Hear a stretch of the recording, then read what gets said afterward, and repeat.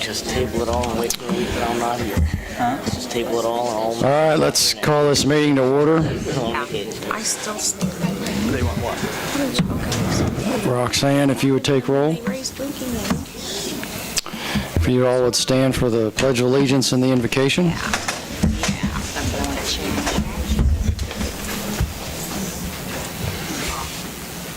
Pledge allegiance to the flag.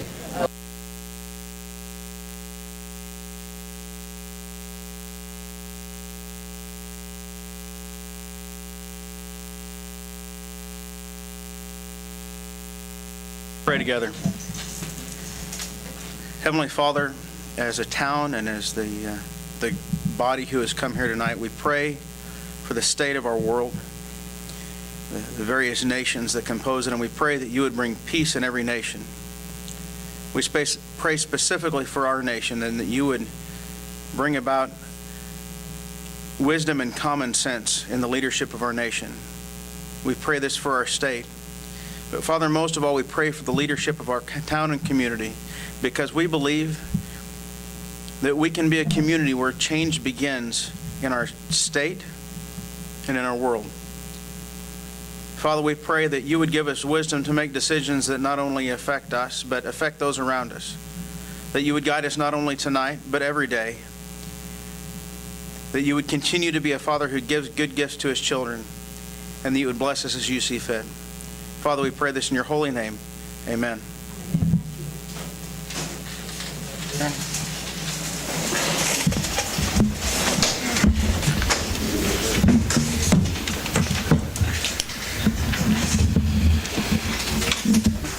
Has the council had time to review the agenda for this evening? Yes. I'll make a motion to approve the agenda. I would second that.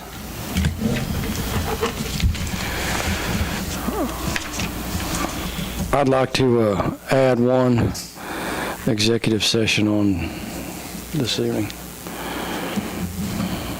I'll amend that to add an executive session for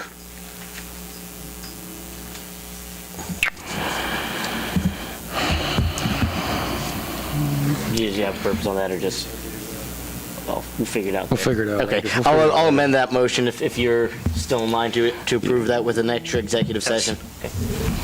All right. All in favor, please raise your right hand. Motion carries. Thank you. Now is the time for public comments. Do we have any public comments? I've got so many, I wrote them down. We're in trouble. I just want to tell you the park is outstandingly beautiful. I come down tonight and the football or the baseball getting a minute are full, and Jason's swimming pool is wonderful.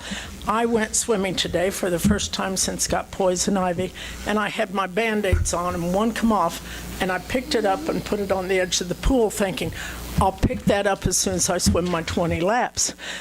I didn't have a chance. I mean, they were out there with little gloves on picking it up. So good job with your employees, Jason. And I want to tell you about who's using that. There are 6 of us about every day swimming laps. Now, John has to show me up. He doubles my 1 lap, but so does Marianne and Walt, but that's okay. I'm a lot older than them. And we have about 2 to 8 that somehow they kind of swim and kind of talk at the same time as they're going across, don't we? And then we have about anywhere from 5 to about 20 walking back and forth who can't swim. And I think it's a great thing, and the pool's clean, as I told you last time.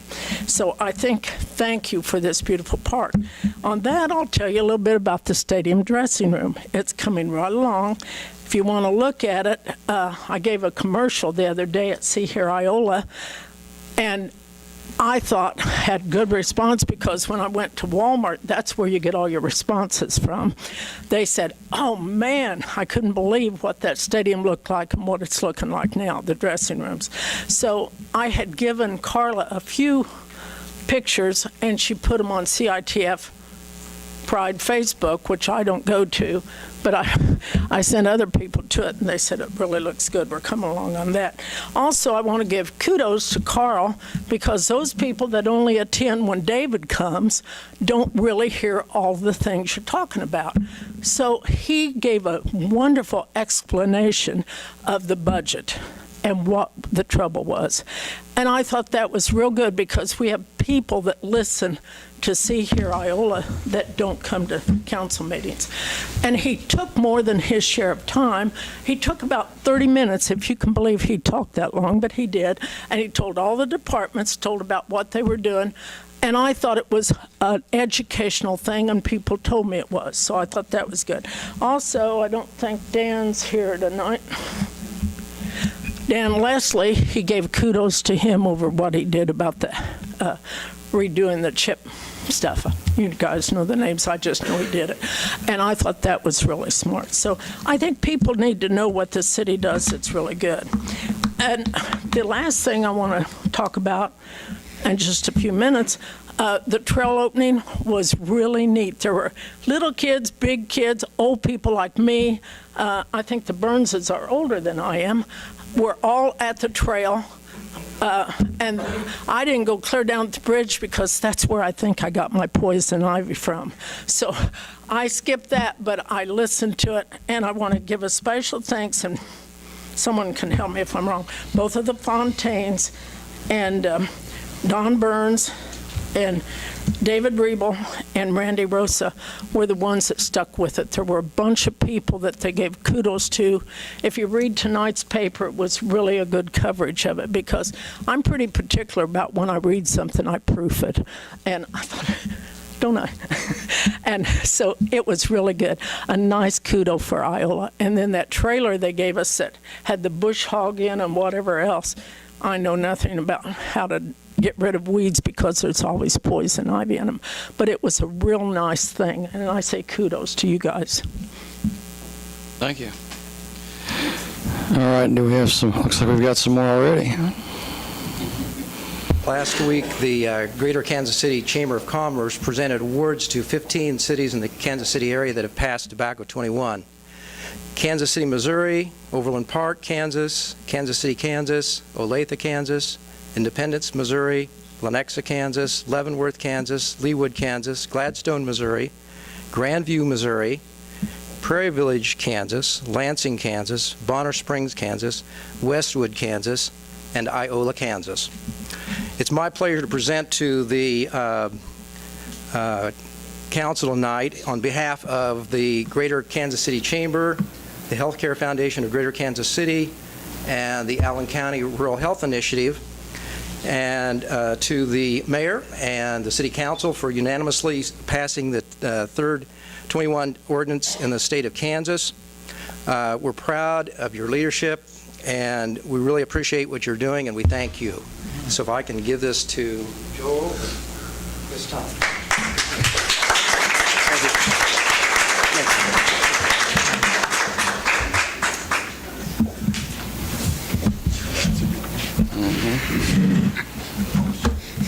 Thank you. Thank you. Appreciate that.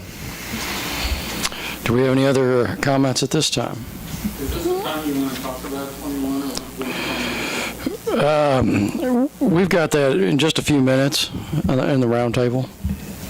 I have one more thing to say. People are always calling me, and I don't know why they call me, but I think I'm here all the time. They want everyone to speak up in this microphone, including all of you guys, I remind you. And everyone that comes up here, speak in the microphone. They said it's no fun watching the council meeting when you can't hear half of what they're saying. I make a motion we approve the consent agenda. We're still in public comments. Yeah. No, not yet. Almost there. All right, so do we have any other public comments at this time? All right, appreciate that. Now, for the consent agenda. Has the council had time to review the consent agenda? I make a motion we approve the consent agenda. All right. Second that. We have a motion and a second. Do we have any further discussion? All in favor, please raise your right hand. Motion carries. Thank you. And now we're moving on to roundtable item A, the tobacco 21 discussion.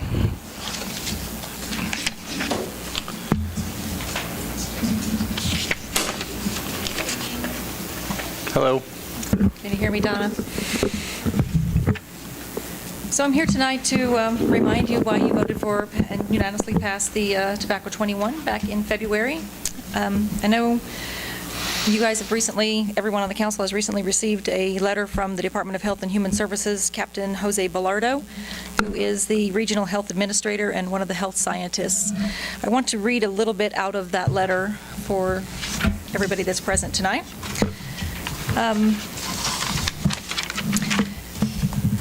He says a 2014 American Journal of Public Health study estimates that only 2% of all tobacco sales are to 18 to 20-year-olds.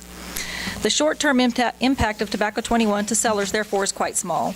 The long-term impact of Tobacco 21, though, is to limit the pipeline of smokers for the next generation, which will have positive economic consequences and reduced health care costs. Conservatively estimated, Iola's Tobacco 21 policy will prevent 13 Iola youth from becoming regular smokers every year. I have, can you guys stand up? 5 of those represented here today. Each smoking employee results in $5,816 in annual excess costs to private employers through increased health care costs, smoke breaks, and absenteeism. Tobacco 21 will save Iola's private employers roughly $25,000 each year in reduced health care costs and more productive workforce. So that was from Captain Bilardo. And again, he is the Regional Health Administrator for the U.S. Department of Health and Human Services.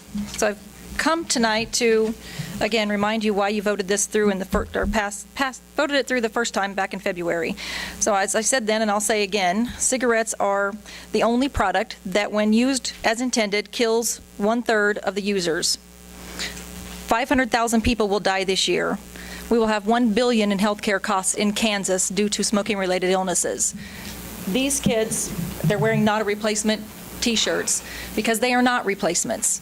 The big tobacco companies, R.J. Reynolds was one of the big tobacco companies, was quoted in 1982. An internal memo was leaked, and they were quoted as saying that they had to get replacement smokers for 2 for every 1 smoker that will die that year or every year as a result. So these are our kids. They are not replacements. Are there any of these kids that we can say we don't need in the future? No, we have to have them all. Reversing the consequences that tobacco takes on your body. Dr. Greg Laban is the medical director of Blue Cross Blue Shield in Kansas City. We heard him speak at the reception we were at this past Monday. And he tells us that the health consequences can be reversed in a relatively short period of time. So when you quit using nicotine, whether it's smoking or smokeless tobacco, the reversed negativity in your body can come back in a relatively short amount of time. So another reason to use it. Mental health. In Allen County, we have 174 clients that have that use Medicaid, that are on Medicaid, and 78 of those use tobacco. That's a 45% rate. So of those 78, their overall health is affected by their tobacco use. They'll have increased Medicaid spending, they'll have increased ER visits, and they will die prematurely. Since taxpayer dollars also go towards Medicaid, it's easy to infer that tobacco costs all of us, isn't it? In other local businesses, we have many other businesses in Iola that don't sell tobacco, who will be part of the group that is realizing those $25,000 in savings every year as a result of not having new tobacco smokers. I'm going to have the kids pass around some information for you. Who's got this one? Okay. We've all got some. Okay, well, pass them out. Pass. Okay. Give the council members the packet. The first one they're handing out is detailing causes of death in the U.S. in 2016. And that's this year. That's just since they're from January to June 15th. You'll see the fourth one down is tobacco. So 160,680 people have died already because of tobacco-related illnesses. If you take out abortion, really they're number 3. So of actual diseases, and heart diseases also, and cancer. All of those can be tied back to tobacco. Another one of the handouts you have is just a quote that I got from Facebook, or I'm sorry, the tobacco21.org website. 70% of people that smoke are in favor of this rule. Because I think I said back then, I've never run into anybody that's happy that they smoke or chew. They all wish that they did not. There is federal legislation out there now to make this a federal law. This was introduced by the Senator of Hawaii and has 9 co-sponsors. I think we have some other comments. Ben? Ben is going to give us some information, and then I'll come back and talk some more. Man, I'm surprised. Yeah, I noticed this weekend on social media, thank you for friending me on Facebook, Councilman Franklin, there's a little poll going around, and I wanted to say a couple things about that. I think you all have a copy, maybe, or at least have seen it, showing that about 367 people out of 12,717 in Allen County maybe responded to this. The problem with this kind of poll is we have no idea who responded. We have no idea why they responded. Did people respond because they care deeply about this issue? So we have a problem with sampling error. We get people who, basically the only people interested in responding to a poll like this are people who oppose it. So you're missing the other 12,400 or more, if we're looking beyond Allen County, who didn't respond. And when we talk about this kind of thing, it's also only open for a couple of days, confusing wording. I talk for a second about, I'm pretty new here, I've met some of y'all, but I've only been here about a month, and I was impressed with Iola and with Allen County, because it seems like a place where kind of long-term financial health of the town and the county are taken into account when making civic decisions. Carl, I've been keeping up with the news about what you tell the council and what's going on. It seems like you all make really good long-term financial decisions, including those that affect long-term health benefits. When we're looking at things like this, we need to be thinking about what's going to be going on 6 months, a year, 5 years, 10 years down the road. And what's today, the 25th? It's been 25 days. So with that, I'll pass it back to Bobby. One of the other papers that was handed out to you was the map showing how many cities there are in that are Tobacco 21. There's 166 cities represented in those states there, or in those cities, towns there. 12 states overall that have passed this. 166 cities over the country, 12 states. See, Allen County is way down here in the bottom. We are on the map. So we're the only rural county still to date that has passed the Tobacco 21.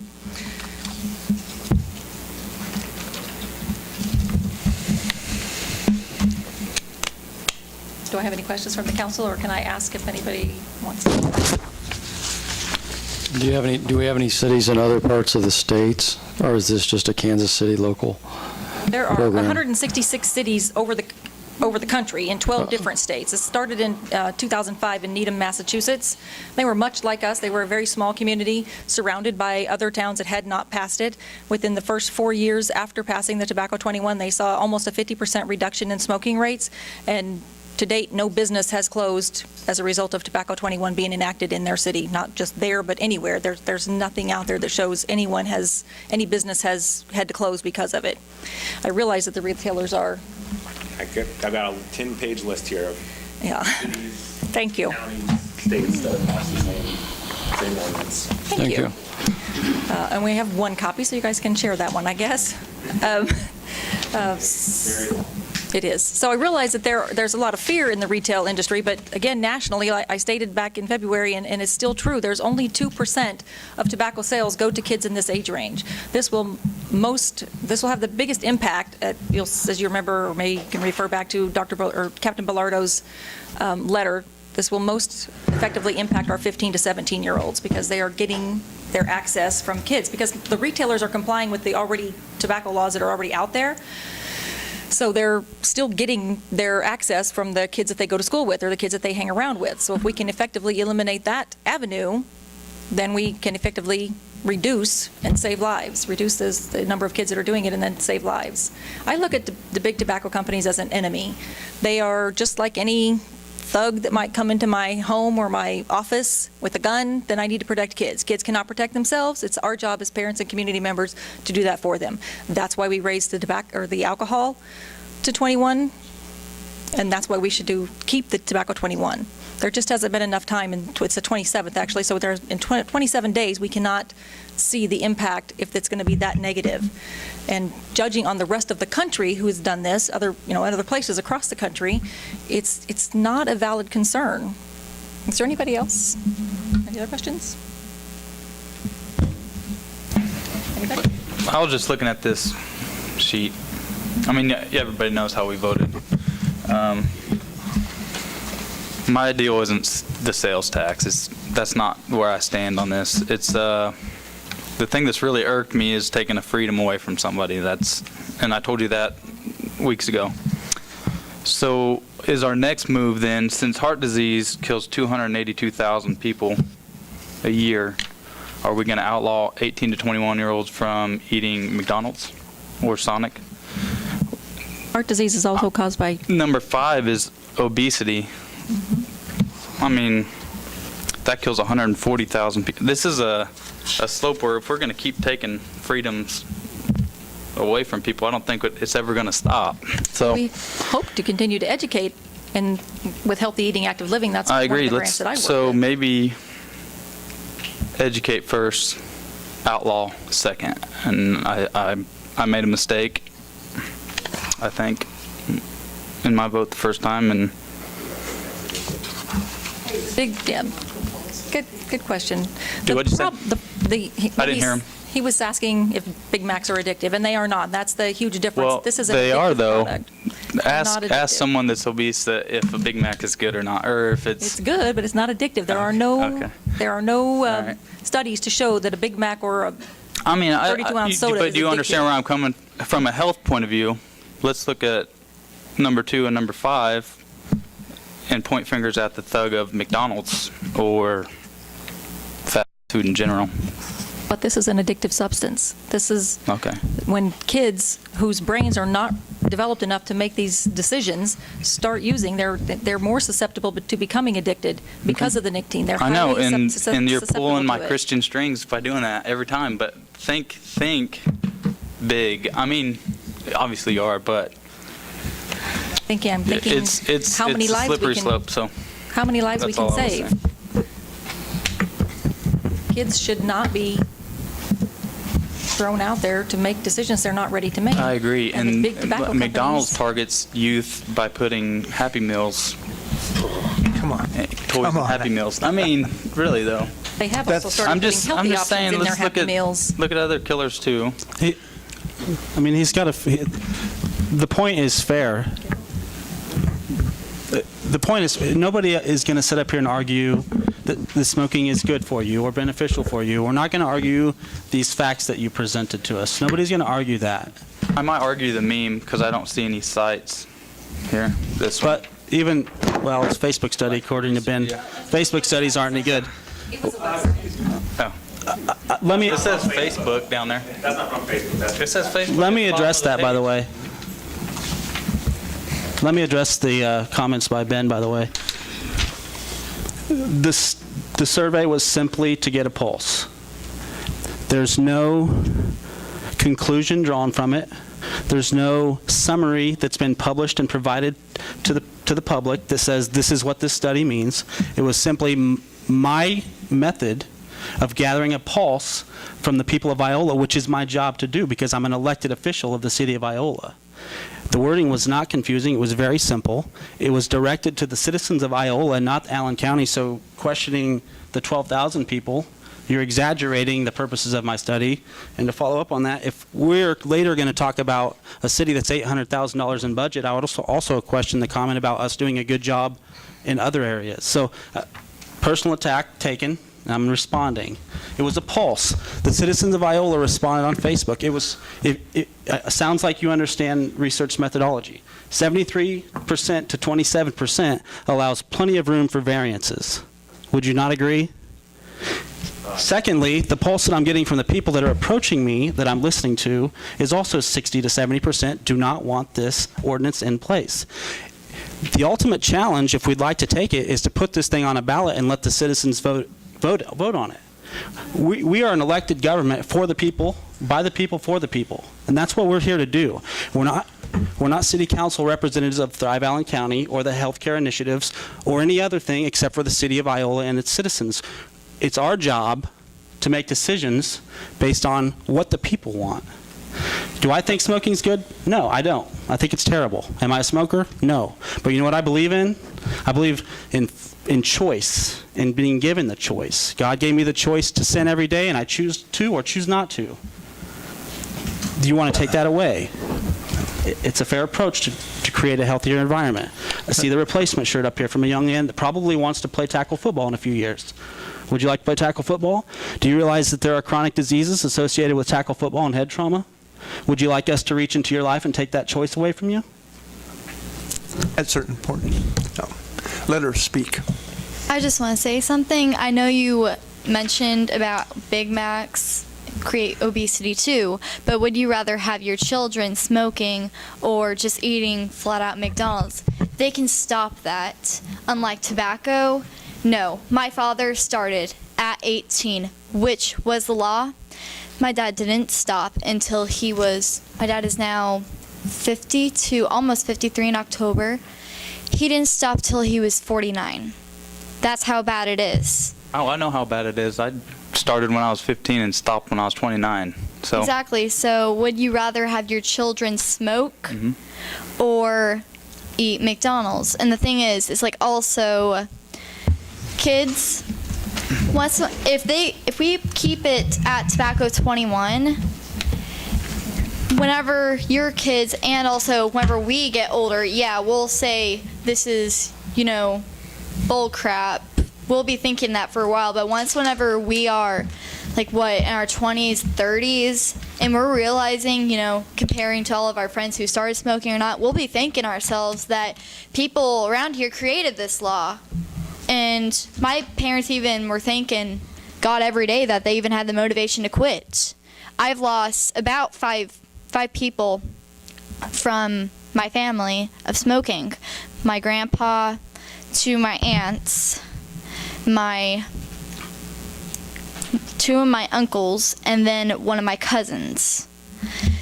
Tobacco isn't nothing like McDonald's or any fast food. Nothing. And I understand that there's all kinds of people around this world who smoke, and they're probably not going to have tobacco 21, but if we keep on keeping this law put up, maybe they'll persuade other communities to, join with us and keep at tobacco 21. And that might actually help this world with people in tobacco situations. Yes, I understand that there's alcohol and everything like that. And also, kids, even though if they're underage, they'll get a hold of it. But if their parents are against it, then surely they'll find out soon enough if they even try to, which they probably won't even be able to, unless if they sneak out with a friend or whatever. But, that'd be the parents' fault for, not watching their kids.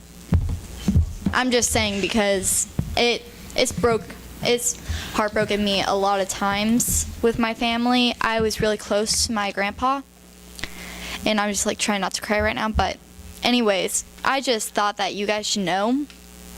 Thank you. Thank you.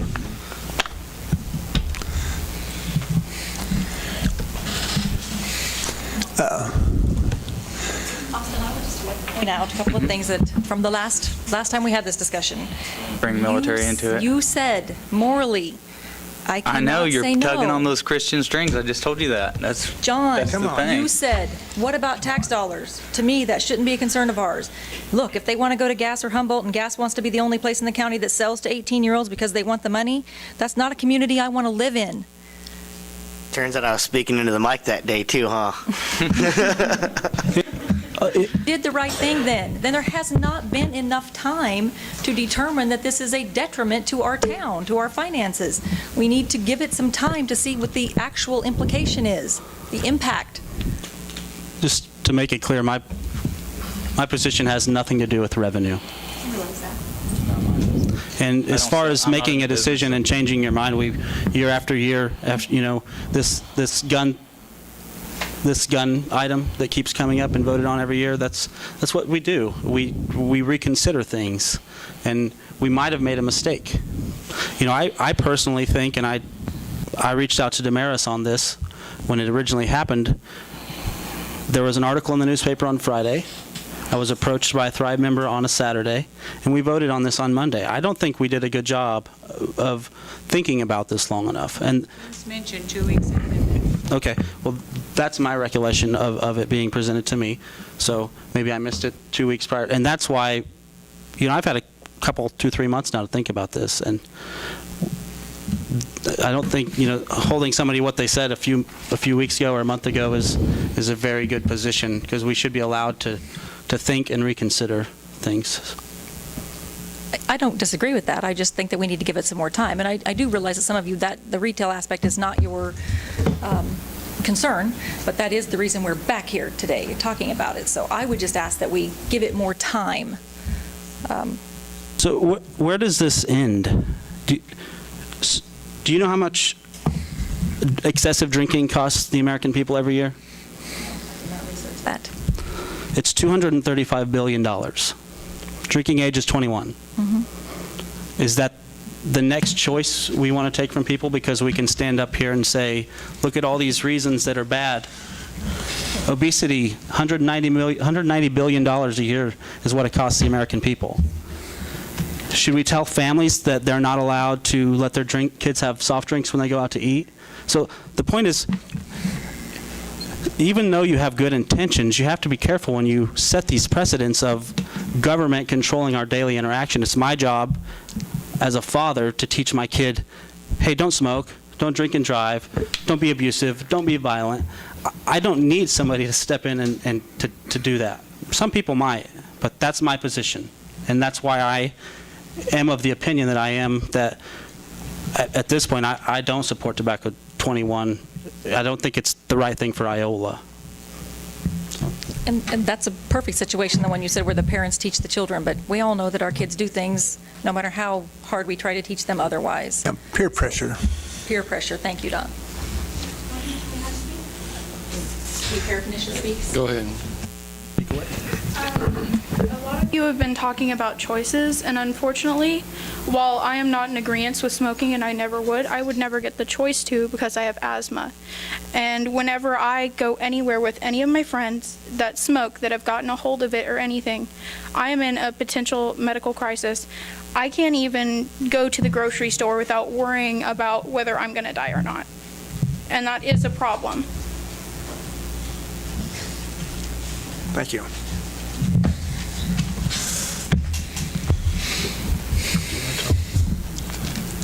think he just wants to stand up.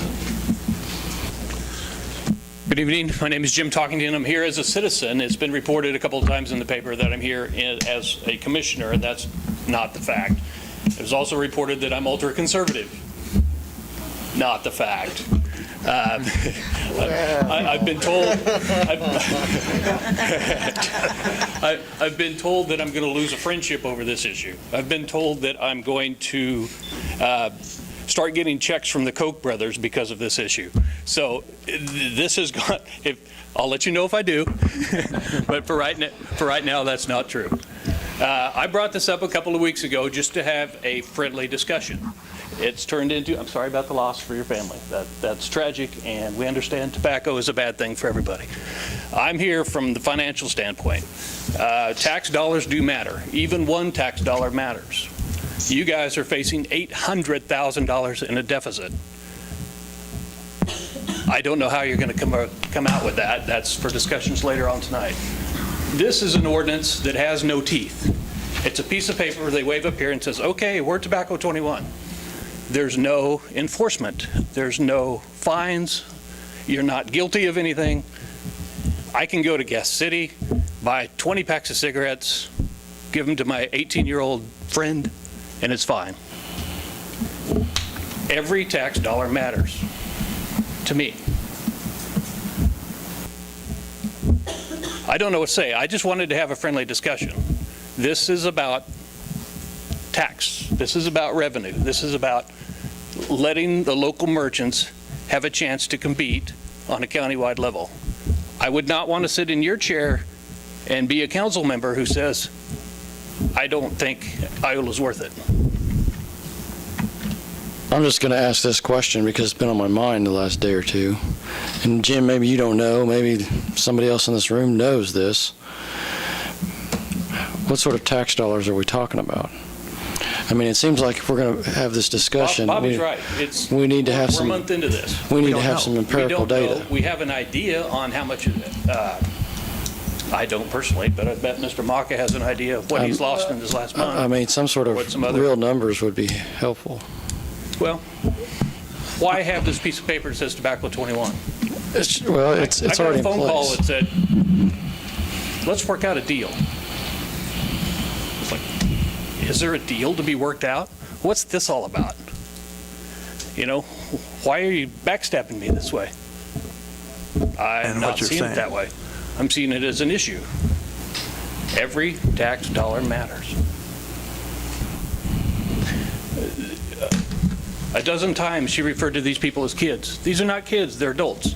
In the state of Kansas, when you turn 18, you are an adult. It is your choice. I am not going to sit up here and say tobacco's good, because it's not. I'm not going to pass judgment on anybody who smokes or doesn't smoke. That's not my position. I'm here for the merchants and for the dollars you guys need. Ultimately, the county does well as well. I'll stand for any questions. Do the right thing and help your Iola businesses. I don't know if this is the time to talk or not, but anyway, being a council member has a couple objectives. One is to do the best for the city or whatever else, but also you need to be forward-thinking and know what the implications are. I realize we may be losing some tax dollars to gas, and that's unfortunate. But we pass laws and try to implement laws based upon the whole picture. I know we have a law that says you can't drive more than 20 miles an hour around the school block. And the reason why the law is there is if we prevent one child from being injured or killed, that law is worthwhile, rather than letting someone drive 60 miles an hour in school. I mean, so we do pass laws that are that inhibit other people from doing things, and that they may like. But morally, I can't back a law, or I can't make a decision that is going to be detrimental down the line to other people. And we all have, and Is it not detrimental to the merchants with this law? is it going to put them out of business? I know it may hurt them. Why do it? Why even have an ordinance that has absolutely zero enforcement opportunities? Well, why not? Why? I know. So, but why not? We're not. No one's being fined. No one's being prosecuted. That's exactly Exactly the point. So there will be no fines. There will be no prosecutions. There will be no enforcement. There will be no penalties. There will be nothing. But if we save a life or 2 or 3 or 5 down the road, that's worth it. Are you going to tell another adult they cannot smoke? I think that I- we've set a I tell you what, precedent yes. around If the nation they're on- several times with letting communities decide matters of public health. And, and so the debate, we can have two debates about economics, and we can have a debate about public health, and we can have a debate about morality, and all sorts of different virtues. And so I want to address some of the concerns then of whether or not this is us overstepping our boundaries, but throughout the nation and throughout the state, when it comes down to alcohol even, that is a city and a local issue. There are dry counties throughout the nation. I don't want to live in those counties. I'll be blatantly obvious there, right? But is there a precedent for it? Yeah.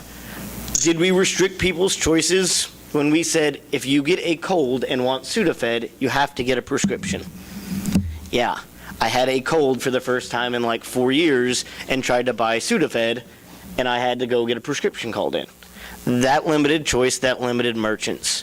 And so we have to talk then about cost benefit. I don't think I have the economic data one way or the other. I'd love to hear from Mr. Maka or any of the representatives over there about any data they have in this first month, about what they're seeing, about even anecdotally.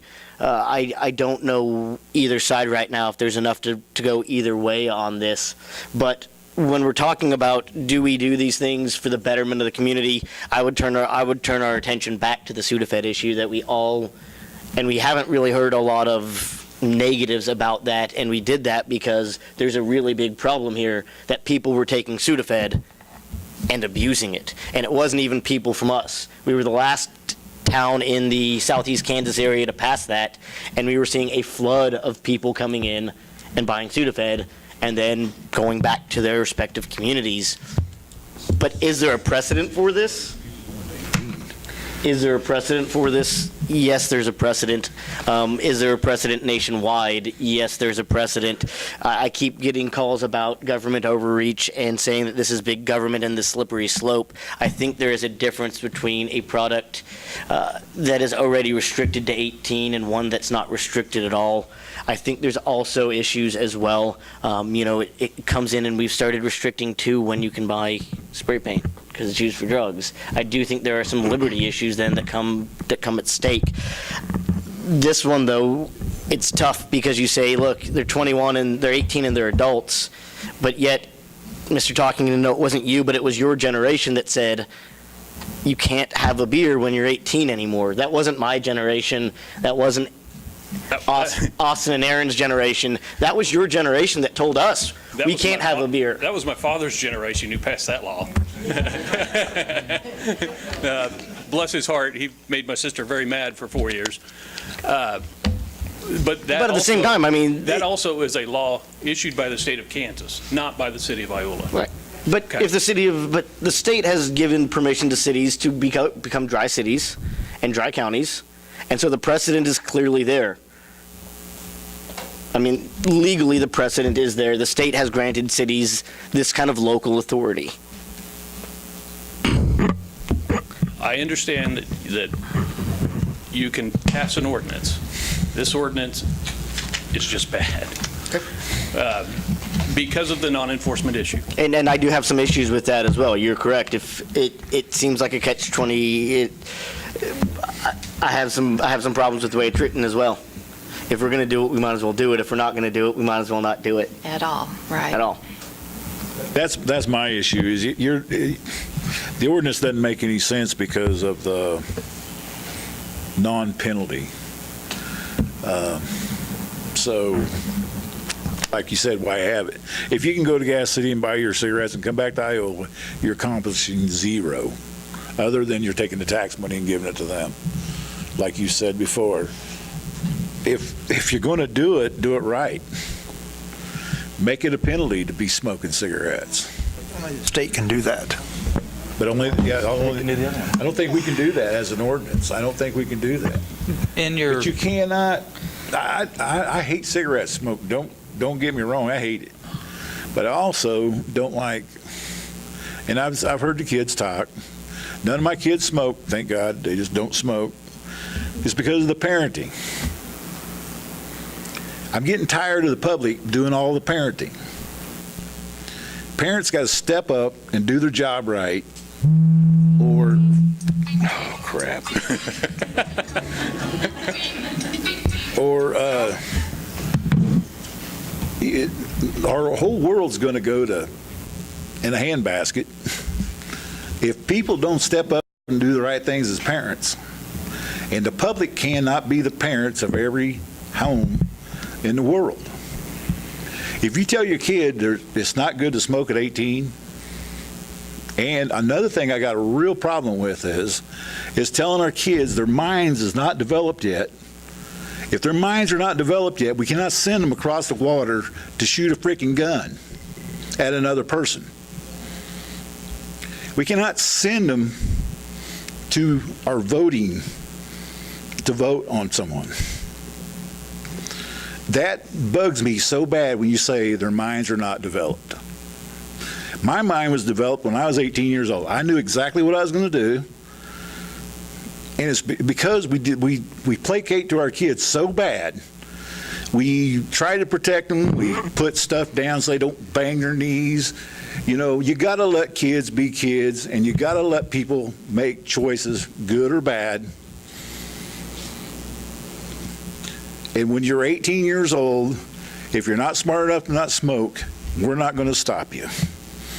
Because they're going to go to Gas City and they're going to buy their cigarettes. If they're not smart enough not to smoke, they're going to Gas City and buy their cigarettes and come to Iola and smoke them anyway. But I think we need to make a rule to say either make the rule where it counts or it doesn't count.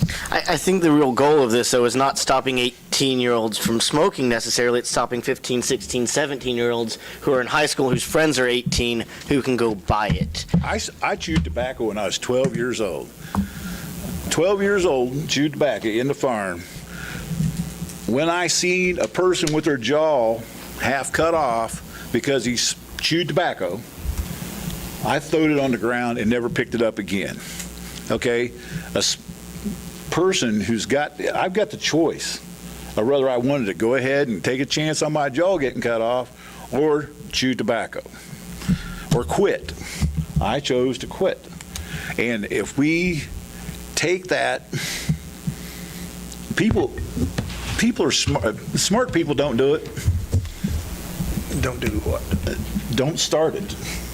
I don't know how you can change a person's mind, and sometimes it even actually makes it worse. When it's against the law to do something, a kid, it just encourages them to do it. It's bad, but it does. It did me. If it was against the law, I wanted to do it. Well, as it stands right now, it is an ordinance effective in the city of Iola. It will take a motion and a second and a vote by the council to repeal it. I don't know if you're ready to do that at this time, or if you want more time to consider it. I'm sure there's others that would like to speak. The bad thing is I can see both sides. I really do. I see both sides. I think everybody in here sees both sides. And it's bad to smoke. It's bad to take choices away from people. I don't know. It's an issue I'd like to see on the ballot instead of. So I'm just curious, do we as a council, are we concerned with what the rest of the city of Iola thinks about this, or should this just specifically be our decision? Yeah, because I have got tons of calls. Because I've had none. I've had one email from a local business. Other than that, I've had absolutely nothing. And it's not the development of your mind. I mean, I'm sure you were very much sound mind at 18. It's the actual development of an adolescent's brain from that 14, 15, 16, 17. It's the development of their actual brain functions, not whether, they've got sound mind or not, or know what they want to do. It's the physical development of the brain that is actually harmed by the chemicals in tobacco products. There are laws against selling to 14, 15, 16-year-olds. That's right. That's what I was going to say. If that's happening, there are enforcement issues that need to take effect there. I just wanted to follow up. This has no enforcement. I just would like to follow up that I have gotten quite a few calls.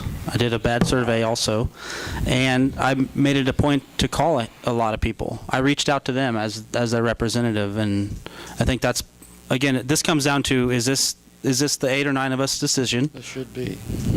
And It's our job. should we be choosing and making decisions based on what the general population wants on this or not? Do we have any more, Jim, are you fair? Yeah, I didn't know if anybody else. Do we have any wanted to more speak. comments? Larry? Thank you for your time. Thanks, Jim.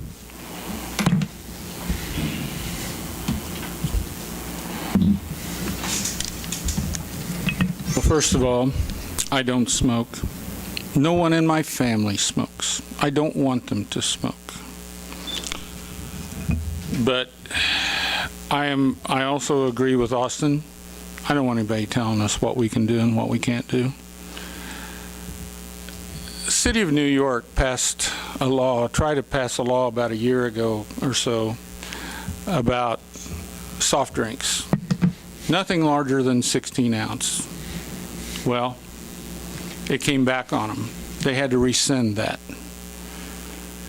And that's what I think you guys are looking at tonight, is maybe rescinding that vote, because there was a general public uproar about it. And I think you're getting the results here, the poll, and all the people calling everyone, you're getting results that people don't like this. You know, we're not New York. We're not Washington, D.C. We're not San Francisco. We're rural Iola. And I brought my family here in 1976 to raise my family, and I'm now raising grandchildren here, because it wasn't New York or Washington, D.C. I thought it was the Mayberry RFD, and that's what I want. So I know I'm going to be portrayed as a bad guy, just really greedy for money. But I'd like to read an email. Did all of you, my son sent out an email. Did all of you receive it? Okay.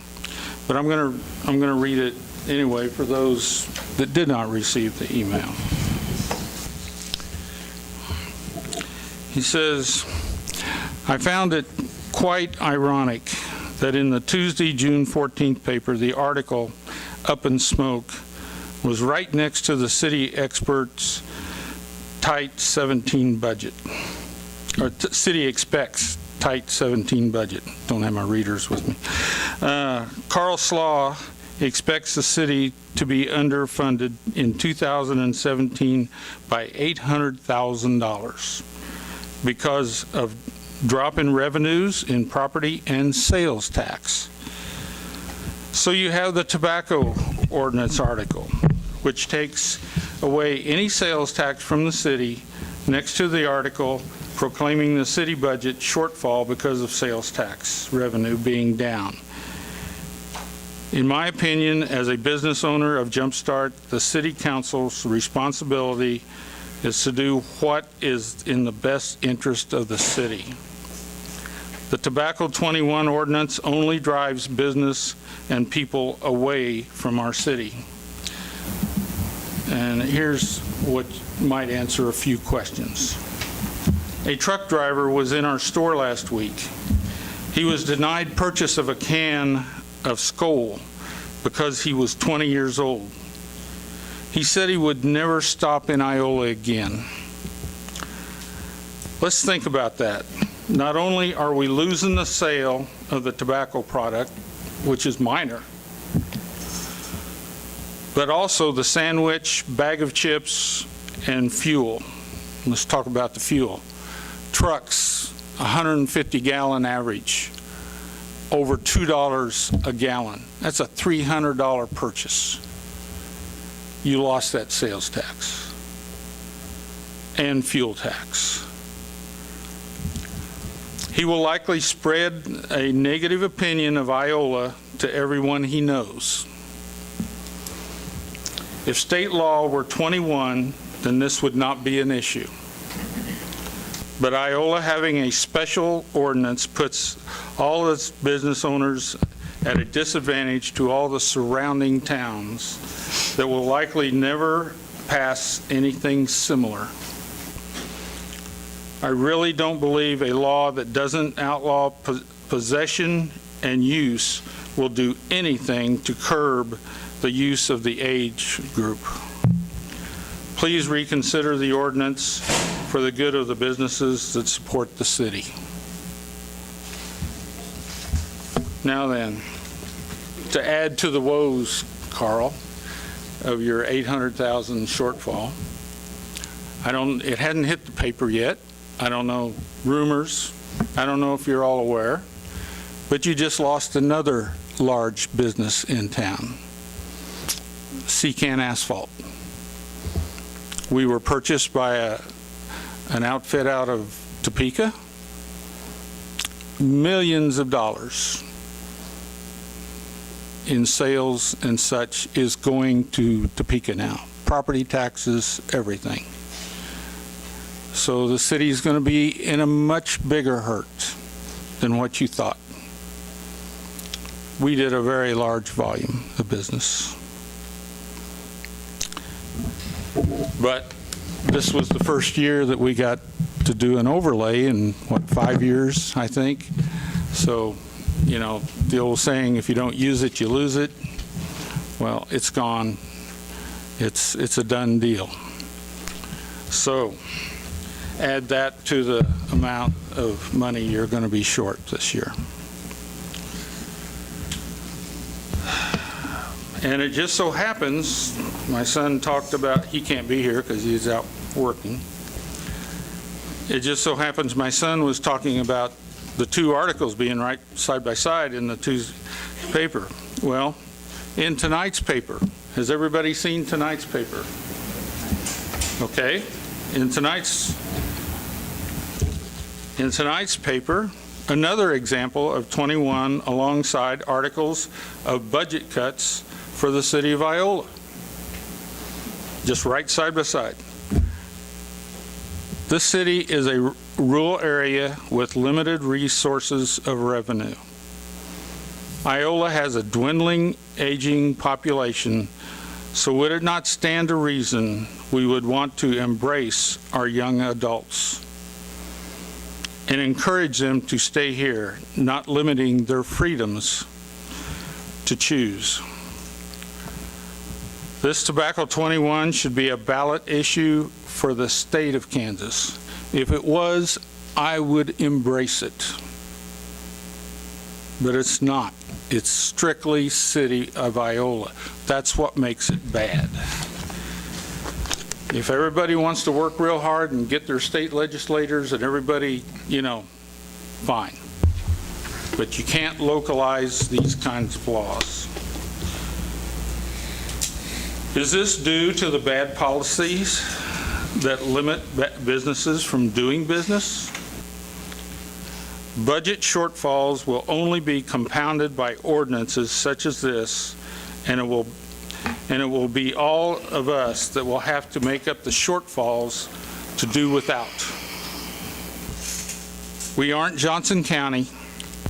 We aren't Wyandotte County. We don't have the population growth nor a healthy economy. What works for one doesn't always work for the other. So those examples of all the counties and towns up there with the great growth and economic well-being, it doesn't fit us. I personally am tired of paying the high taxes that I have to pay in this community. I think you've heard it before, but there's been several studies done, and we, of a small rural community, of all the rural communities in the United States, we are number one in effective tax rate. We are number 3, that's for commercial. We are number 3 for industrial, and we're number 9 for residential. And that's come about on 2 different studies. One from Wisconsin, studying, they were trying to compare how their taxes were to the rest of the United States, and the other by the Kansas Institute policy after they saw that. The one from Wisconsin came out in 1911. The one from the Kansas Policy Institute came out in 2011, and the one from the Kansas Policy Institute came out in 2014. It didn't change. We're still right there as number one. It's something to think about. So, you know, as far as our students, I've been to the last two graduations by our high school. I think we need to be very proud that about 10% of all of our students were 4.0, and a large percentage just barely underneath that. We're turning out some pretty smart kids, but yet you guys are saying they're not as smart as everybody else. They have to be told. They have to have an ordinance against them. That doesn't sit well. So, does anybody have any questions? Anybody have any questions? You know, not just the example of the truck, but convenience stores are one-stop shops.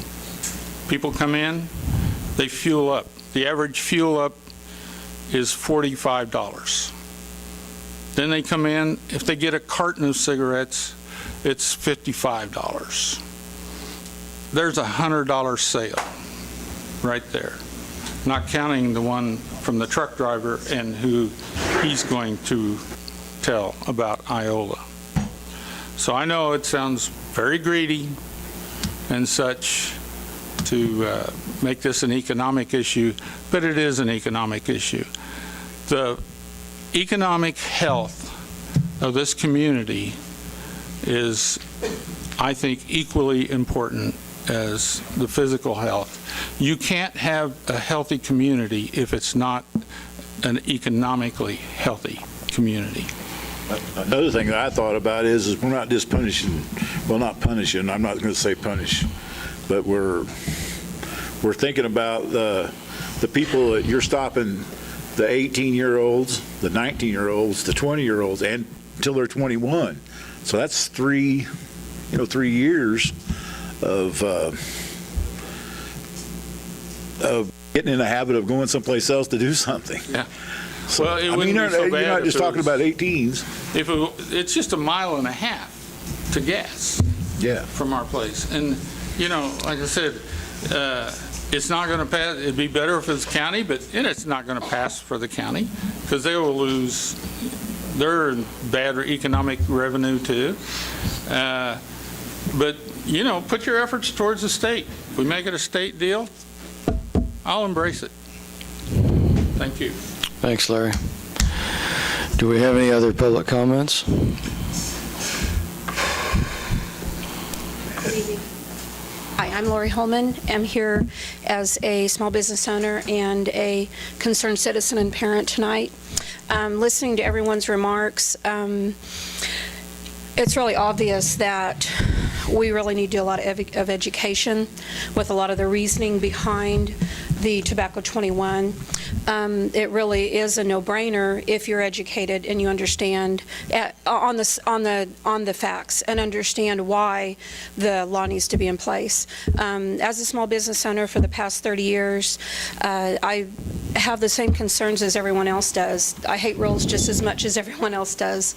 It also comes down to the fact that there is no amount of money that can be made in our community that can replace the children that we're going to lose and the future of the children, because this doesn't only affect their lives the next 40 or 50, 60, 70 years, but it's going to affect their children's lives.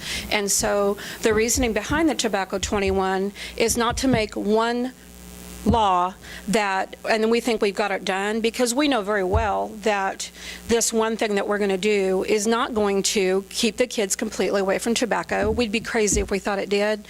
It is one step of many steps it takes as a community, and with a larger thinking and a broader understanding of it, such as things like education, things like starting out at a local level in order to make it a state level. This is how state laws get passed. One small group has the guts to do something we know that's right, and then all of a sudden it spreads. I know that they're going to go to Gas City to buy cigarettes. That's a no given, right? We're all smart enough to understand that.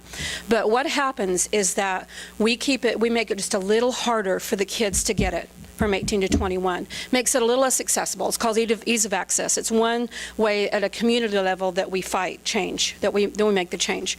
And then pretty soon, hopefully, another community or two will gather on, makes it a little bit harder. The money that we're going to lose in the community, I understand that. And I know that also almost all of us want what's best financially and for our health, for our community.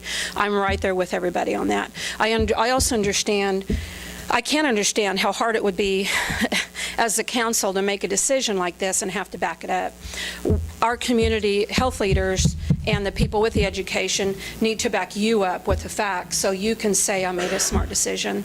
And I encourage each of you to find out the truth and the facts before you make any decision. That's all I ask. When you see the truth of the circumstances, the truth of the education that you need in order to understand this, then I have total faith that you'll stand behind it. Thank you.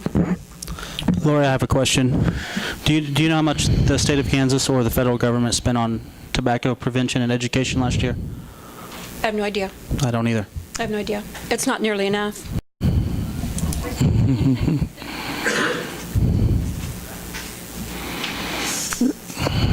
Do we have any other public comments? All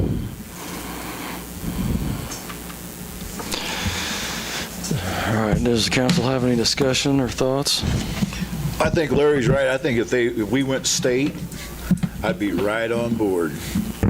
I'd be right there. If it was state, I mean, I would jump on it like a, but we got to think about the $300 worth of, we got a Love's going to open up down the road. A lot of truck drivers young. Got to think about that. I think the monetary aspect is compelling. I respect it. But, I do too. But to put a price on somebody's life, to me, I want to make sure that I'm clear that my stance has nothing to do with that. My stance has to do with at 6 o'clock when we stood and looked at the flag and pledged allegiance to liberty, that everybody understands what liberty is. That we have 18-year-olds who are bleeding their last drop of blood, their last breath, for your liberty, and we want to take their choice away. If the federal government wants to take it away, great. If the state wants to take it away, that's great. But right now, I'm being asked what my vote is. I'm not asked for anything else, and it's to not take away the choice of an 18-year-old. It's as simple as that. I would like to see this go to the city. I can gauge, just by the responses of the council, that that's not their preference. Because I can tell you it would be overwhelming. If this went to a public vote, it would be overwhelming. The Tobacco 21 would not pass. So I'll make the motion that we draft an ordinance to repeal Ordinance 3455 for Tobacco 21. I'll second it.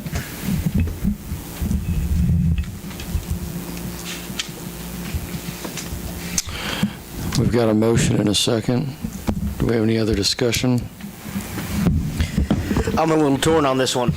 I would have liked more time to see how this plays out. I would have liked to see some economic data. I've got little data. I don't necessarily know the efficacy of this short term or even long term in a small geographic area. I did some research on a town in Massachusetts. It seemed to start there. But again, I think that there is some, that are we going to be super effective with this ordinance? Probably not. Is the economic impact going to be the death nail to all of our convenience stores? Probably not. And in those situations, I generally like more data, but we have a motion and a second, and I'll figure this out in about 30 seconds.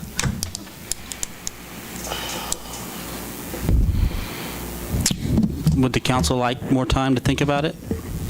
I think it'd be great. I think we need to put it off for a couple weeks. Like a couple more weeks. Anybody else want any more time to? Well, I mean, technically, your motion is only to draft the ordinance. It would give us the 2 weeks.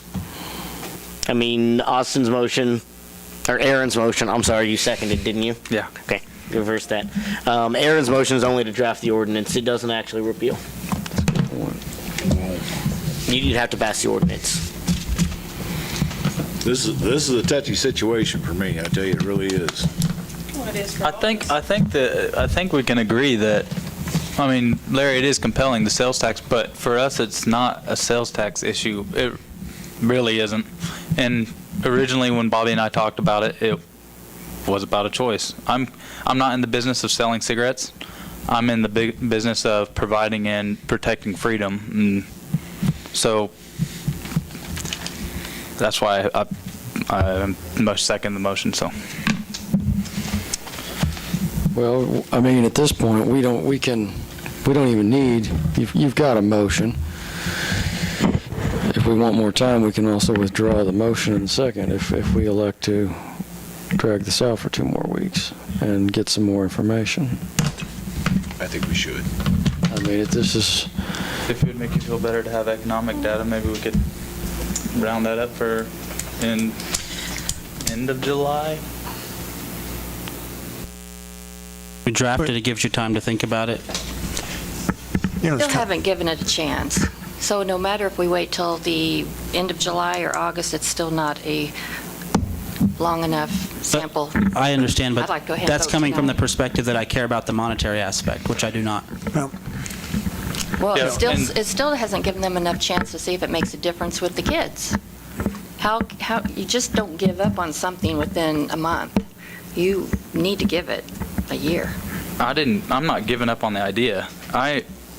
That's not what's going on here. I'm giving up on taking a choice away from an 18 to 21-year-old. That's what I'm giving up I don't on. think the percentage is that high. That what? it's of people who smoke between 18 and 21. It's enough to make More a of them difference. don't than do. If it were up to me, I would change the proposition to they can't even purchase or consume until they're 21. So that makes me really bad, but that would have it either it's all or nothing. You can't, I'm kind of having trouble with this in between.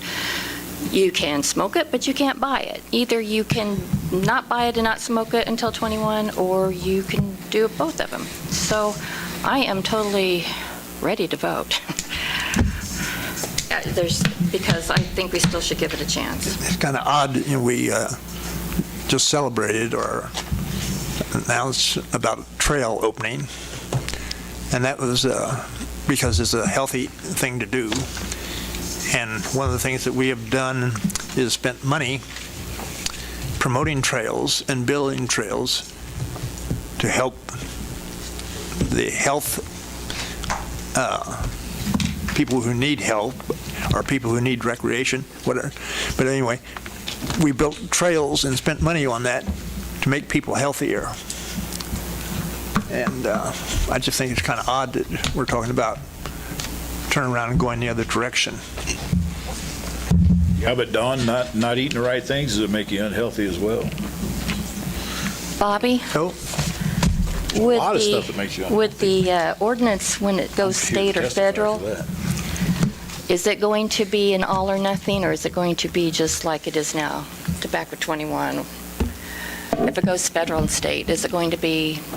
I haven't seen the internal writings of it. I don't know exactly how it's constructed. I just know that there's a bill on the floor, Senate bill, to make it a federal law. I would imagine if it's a federal law, just like it when alcohol became, it would have penalties with it. Right. And we could change the wording of this proposition, too. The council could, I mean, We don't have to every have council it. can decide if they want to have fines or not. That's just, we modeled ours after Kansas City. The reason Kansas City did it the way they did is to not increase tension between the police department and their youth in the area. They already had enough tension going on, so they chose not to ask for the penalty. We modeled after that, largely because we just didn't want to add anything to the police department, something else they would have to do, and because we don't want to make it harder for the people that are already addicted, because you're addicted. It's not something you can just stop on your own 9 times out of 10, 9.9 times out of 10. You have a few that have that, most cannot, because it is a true addiction. So we didn't want to add to that problem. That's why we put it on the backs of the retailers not to sell to anyone underage. It could also be argued that there is no retail implication since there's no penalty. But if you want to impose one, that Well, it could be complaint-driven. complaint-driven, just exactly like it is now, and if someone complains and you want to enact or amend the ordinance to include a fine for someone who is seen underage smoking, then someone calls it in, the police have to go out and see if they can find the person smoking and Police have got ID enough to them. do without doing that. But that would add your fine to it, though. That would solve, I have had quite a few concerns that they would be all for it if there was a fine. No way. Penalty, there's no standing behind it if there's nothing. We've got drug problems. We got way more problems that we need to get solved than have the police give you a ticket for a cigarette. It's just complaint-driven. It's not going out and finding somebody. It's, they're standing on the street corner, they're 15 years old and It they're takes time smoking. off of them, though. It takes their time. Okay. I don't ever. Orders of the day. Yeah, let's do the We orders got a motion and today. a second on the floor. Sounds good. Let's finish it up. Okay, we're good. Thank you. We have a motion and a second. All in favor of the Can you motion? restate the motion again?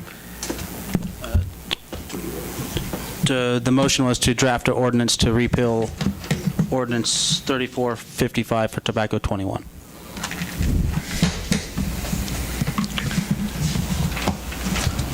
Thank you. All in favor of the motion, please raise your right hand. Well, that's a big shocker there. I'll throw in there, I probably wouldn't vote to repeal on the ordinance when the ordinance is drafted, but that'll give me 2 weeks at least, or a month. I'll vote and kick it to the mayor then. Thanks. You raised your left hand. I did. Some advantage. Poor mayor. All opposed, same sign.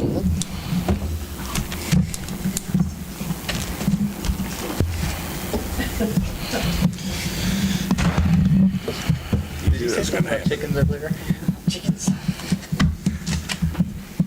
Thanks, John. I know someone who's going to have cancer surgery next month. And you know how old My mother died. and you know how old she was when she started smoking? She was 17. I know a lot of Americans who have a choice, Yeah. freedom of choice to do what they want to do.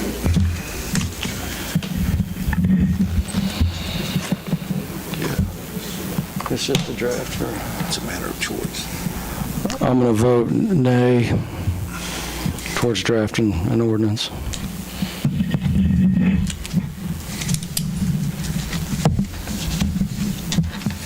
So the ordinance stays. Ordinance stays.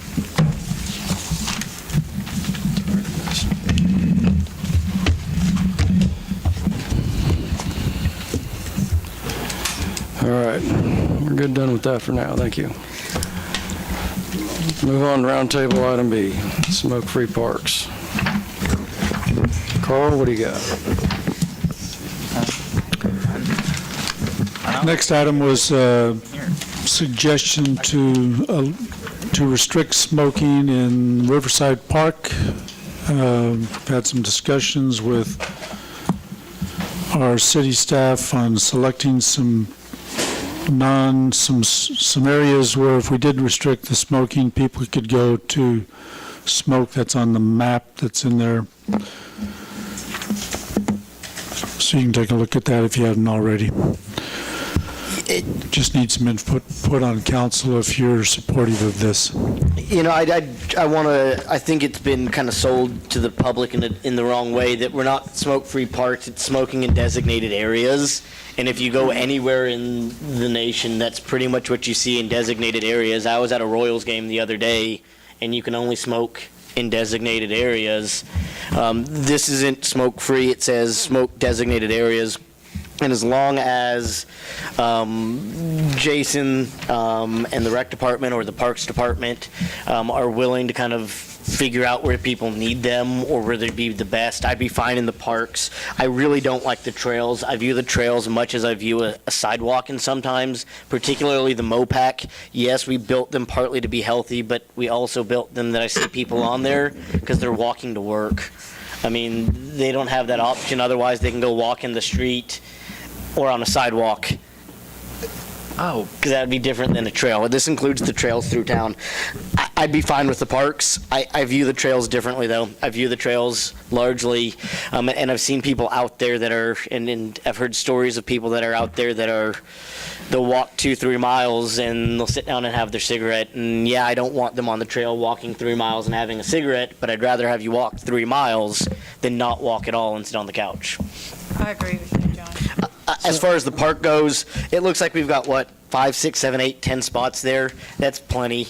It looks like we've got 1, 2, 3, 4, 5, about 6 spots or 7 spots. That keeps it away from the structures, that gives enough room away from the children playing or the other people trying to enjoy it for the most part. I would just say and ask the rec department to be flexible on it. Figure out where they're needed, not needed. So, no smoking on the trails? That's what is proposed.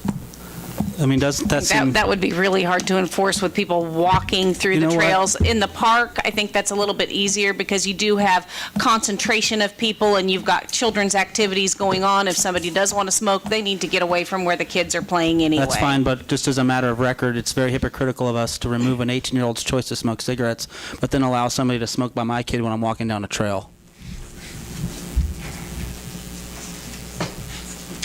We will agree to remove the trails from the proposition. Couldn't hear you, what did you say? We'll agree to take the trails out. I mean, I suppose you could have little smoking stops along the trail, but I agree with you. You're right. You're right. When you're walking through, if you've got your kids and you're walking past somebody that's smoking, it infuriates you. Let's be consistent with our healthy approach here. That's all. Just a point of record, all I did was vote against your ordinance. I'm just saying, we're discussing here, it seems to be a general consensus of eliminating the trails, right, from this smoking thing. It makes no difference to me if they're included or not. I honestly make all the parks no smoking, make everything no smoking as far as I'm concerned. I mean, I as an example, when my kids were young and they bowled on a Saturday morning league and there were parents that smoked, there were enough of us that said this is ridiculous that we finally got the smoking banned from the bowling alley because my kids shouldn't have to breathe that when they're there playing or, you know, being a part of an activity. So as far as I'm concerned, I'd be okay with banning it everywhere. And, you know, I guess another concern on the trails with, if somebody is smoking and it's as dry as it is and they flip their cigarette and they start a fire, what good has that done? There's nowhere to evade the smoking on a trail. I mean, it's not, in the park you can, there's enough space. On the trail, they're 8 feet wide, 10 feet wide. So, well, other than that, I think there should be something in the grassy knoll there between the stadium and the concession stand. It seems like it's missing an opportunity there to let people smoke their ciggies. I want to make a comment about the swim pool because I'm there 5 days a week. I run over real quick to ask Richard where you were having smoking or not having smoking. Right now, it's 20 foot away from the door of the swimming pool. There's a sign there. I read it every day. And then if you go out by the fence, there's a 30 foot. And people smoke there darn near every day. So the other day, I just thought, I'm going to test this. I said, did you just read that sign? He said, yeah. What are you going to do about it? I walked straight onto the car. He was bigger and younger than I was. I wasn't going to say anything to him. I just thought, okay, that really works. And I just went back and asked Jason. I said, can you patrol that? He said, no. Didn't you, Jason? Said you couldn't. But you can say stuff. We had that happen in a restaurant. There was somebody sitting there smoking one of the electronic cigarettes. We turned around and said, this is no smoking. That includes electronic devices. They said, oh, I'm sorry, and they put it out. But I realized that you didn't want to confront some big man. But you know what? I would have. Well, but you probably have Mike beside you. You're right. For no reason. So, of course you'd yell at some big guy. All right, I'm just going to move this one forward, and just by a straw poll here. Straw poll here, trails, yes. No trail smoking. No trail smoking, just straw poll me here. No, I'd be no. What are you saying? No smoking on the trail. No smoking on the trails, straw poll, like, before I make this motion. I'm not going to take another choice away from somebody. If they want to smoke on the trail, smoke on the trail. All right, I'm going to go ahead and make a motion that issues staff to draft up, do you want this as a policy? I take it, just a city policy? To draft up a policy that involves smoke-free or designated areas in the parks, but not on the trails. I'll second that. All right, we've got a motion and a second. All in favor, please raise your right hand. All opposed, same sign. I don't want it on the trails. It's not on the trails. I don't want smoking on the trails. It's not on the You don't want it. You're saying It's so you loud can on the smoke trails. on the trails. And you're saying, oh, my bad. Jeez.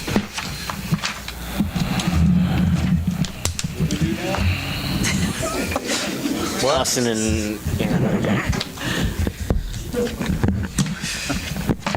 Said. Screaming at 5 minutes, right? We're not going to smoke on the trails, or we are going to smoke on the trails. Yeah, I need a beer. All right, item C, 2017 budget. What do you got, For a Carl? while. 2017 budget, oh boy. And now we got budget? Clock's ticking. Can we get a smoke break?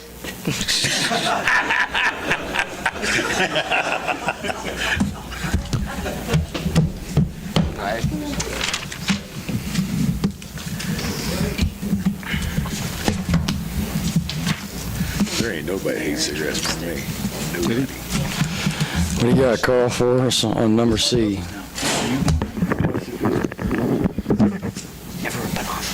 Okay, we've got the second half of our 2017 budget proposals. The presentations tonight are from the department heads of our enterprise funds. We'll start with the industrial. The plan is to have the presentations tonight, and at the next council meeting, first one in July, we'll have our first proposal on the budget for next year. Still have some serious challenges in trying to make it come out. The numbers don't look any better than they did 2 weeks ago. So for starters, the industrial fund is where we use most of our economic development revenue or funding for economic development projects. It's funded by a 1 mil levy. Out of this fund comes what goes to Thrive. The amount that goes to Thrive is now $20,000 from the city, $20,000 from Iola Industries, and $20,000 from the county.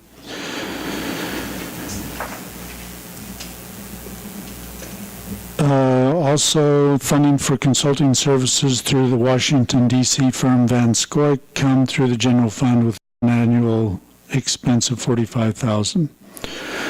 I think there was a question at the council meeting on how much, or you wanted some more information on city council funding, or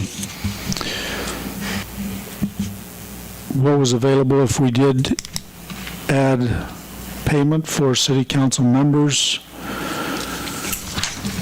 And I think I did put in a page here under, no, let's see, I guess I didn't.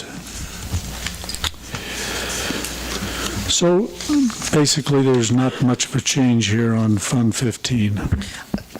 Carl, is Fund 15 an adding fund? That is, let's say that we're getting into this industrial, and I guess I'm jumping ahead here.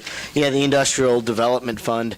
Is this something that we roll over from that mill if it's not spent every year, or does it stay at the set amount? That is, if we don't spend $30,000, does it go to $60,000 the next year that we can keep adding to this fund in case we do have bigger projects, gates expansions, Russell Stovers, or does it stay at a set amount? We can set the amount as high as we want. However, it is only funded by one mill. So, for example, the current budget 2016 has 100,000 of potential expenditures, but only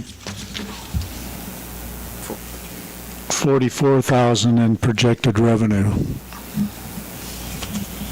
So the money that is in reserve in the fund stays there, but we're not putting any more money into it than what has to be there for firmed up expenditures. And the reason I'm asking this is it's probably time to talk about Van Scoik again, but I don't want to just slash 45,000 from the budget. I'd like to keep that dedicated, or at least partially dedicated, to economic development, and say 25,000 goes into an economic development fund, and that way we can start building up a cash asset. And when we do need $50, $100, $200,000 utilities expansions just to get a business here, we say we have this set aside, not where we're going to pay for it. It would help us build that fund up, at least partially, to come from there. It would also cut 20,000 from the budget. And that's a start. And that's where I'd suggest. I know that 45,000 is largely coming from the general fund. Is that correct? But that would at least give it a dedicated purpose then, while still saving in the long term.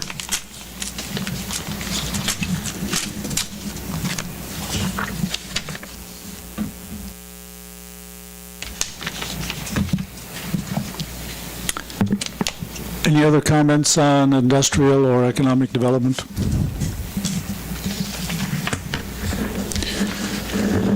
Okay, next on the agenda is Roxanne on the employee health insurance. Well, we don't have our firm numbers yet, but Carla and I were discussing it today, and it looks like with our claims experience this year, hopefully we won't see an increase in the health insurance cost. It was increased last year, $70 for single premium and $162 for family at the $125 expected liability. The city currently funds $418 for single coverage and $692 for family, and the employee pays $250 a month for family coverage. We currently have 42 employees on the family coverage. We did receive a notice last week that the life insurance that we provide for all city employees will be increasing by about $80 a month for all employees, or less than $1,000 for the total year. And we haven't received an increase in several years from the life insurance. You said $418 is what we pay for the single? Yes, that's what we expense at 125%. Okay, that's actually pretty reasonable. I mean, I think the colleges is going up again and again. When we're talking comparisons here, 418 is actually pretty good for a self-insured pool. Right. That's actually really good. The college I know is somewhere in the 500s. And you said the life insurance was going up how much a month? It's $80 total across the board per month for everybody that's on it. Okay. And the current balance of the the employee health fund is $524,000, almost $525,000. So it's a pretty healthy fund. Like I said, we haven't had a lot of claims this year. Knock on wood, that was what we would expect to see an increase from. So hopefully we won't. So if you do see an increase, is it up for bids? We would not propose to bid it out just because Blue Cross Blue Shield has the best network in Kansas. And even though some other company might come in and underbid them, their networks are not very good, and so then you have more out-of-network costs, so your costs generally are not as good. And aren't we actually grandfathered Yes. in with our policy We're now? grandfathered in. It's a good policy. We do not have to follow the Affordable Care Act, so that saves a lot of money. So we have to also consider that also, so. I just wanted to know. Sure, yeah. Any questions? $650 for a family's not bad at all. Okay, next up is Mitch, Department Head over gas, water, and wastewater distribution. Oh, one thing I was going to ask you, that ordinance with the trash cans, that was insurance driven, right? The 75 pounds. Yeah, our work comp insurance, yes. Did that help at all, or? Well, we haven't, since your factor is based on history, we have to see that history fall off first. Oh, okay. Be Yeah. short, man. Hold down here and just turn it up. Oh, man, if you was up on the roof of Funston all day, you'd love it. Colder it is, the better I'd like it. Well, I'm here to answer any questions about the gas, water, or wastewater budget, if you have any questions or concerns. Did you buy the Mini X last year? Yes. How many hours did you put on that this year? Hey, it's probably got close to borderline, maybe around 175. But we've, Pretty good use. It's quite a bit of use. yeah, the gas department's used it. Actually, the cemetery, they use it quite a little bit. It's handy to get in and around up there. And for Addition Street, now they use it quite a lot. How long do those last? Hour? Oh, we'll get 500? years. Oh, we'll get probably 10, 12, even longer years out of that thing. Just in jest, just messing with you a little.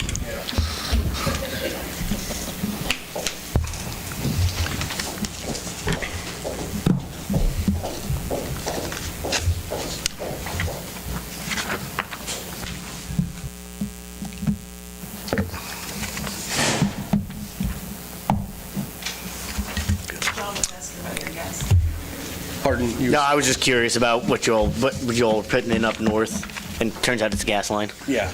In June Street. Gas line up north. They normally go in on the other side of the curb is what confused me, and Yeah, this one's getting in a the little tight street. back there. Yeah. There's already a gas line, a water line, bell telephone line, so run out of real estate. Yeah.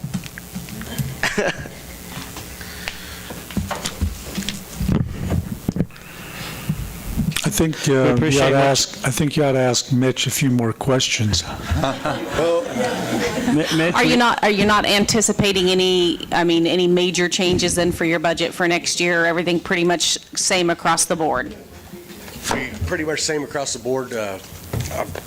We've talked about, sliding some purchases back. I think everybody's going to have to face it and do it. Austin, we've talked about that before. Carl and Corey, we've all met with Roxanne. I think it's something we're going to have to deal with, so that's just how it's going to be. But as far as the budget itself, really, we have not added too much of any expenses to it. It's pretty much, I think everybody's been flatlined for the last probably 3 to 4 years, for the most part. Yeah. The sewer line between First Street and where's it go to? They're relining it now, or? We're going to do some lining on the sewer line behind the square where it's like 18, 19 foot deep from basically Madison all the way back to 12 blocks of that and 8 blocks up in Meadowbrook. It's really bad up through there. Of course, I still think we ought to do this sewer lining project that we have going. Maybe take a couple more years to get money put in it, but we definitely need to stay moving forward with this project. So while Mitch is up here, probably a good time to talk about the CDBG grant that we're proposing, because the proposal is to put together a sewer improvement project, which will include lining. I know one of Mitch's big efforts is to try to put the sewer collection system in better repair, so we at least stay ahead of some of the problems that you see in other cities where they have such a big problem with I&I, then they get KDHE on their backs. And if we can do a little bit of maintenance every year, then hopefully we can keep our system in good repair. So we do have a proposal to apply for a community development block grant, and that we did get proposals from 2 agencies. Actually, we only requested proposals from 2 agencies. One is Southeast Kansas Regional Planning, and then we also had a proposal from Ranson Financial in Wichita that was referred to me. The advantage of the one proposal from Ranson Financial is that they would help us with the survey that we have to do. We're 34% LMI in our community, and to qualify, you have to be at least 51% in the low moderate income category. That means we'll have to do mailings to everybody in the community and see what we get back, and then if we don't get enough response, then we'll have to go door to door. And we don't really have the staff available to do that, but There's like 9 of us up here. Yeah. I'm sure we can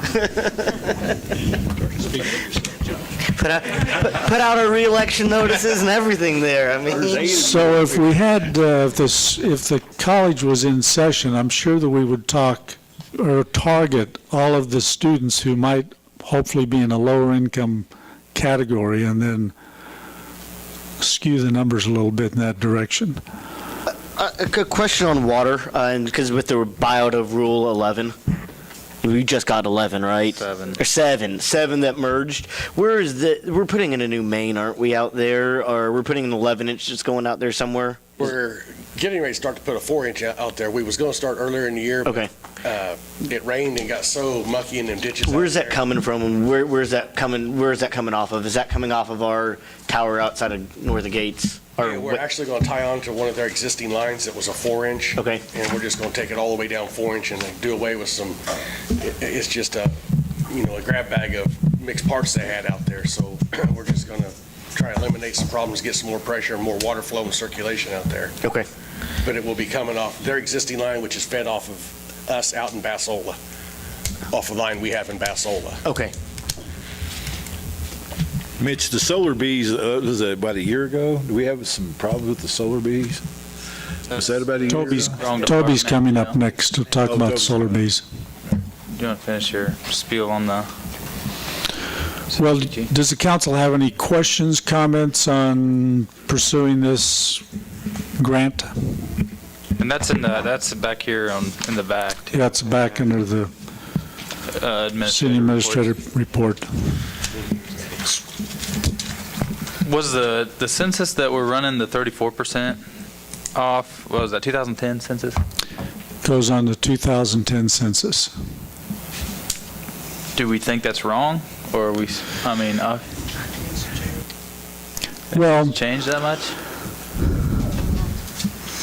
You know, it's interesting how they work these things.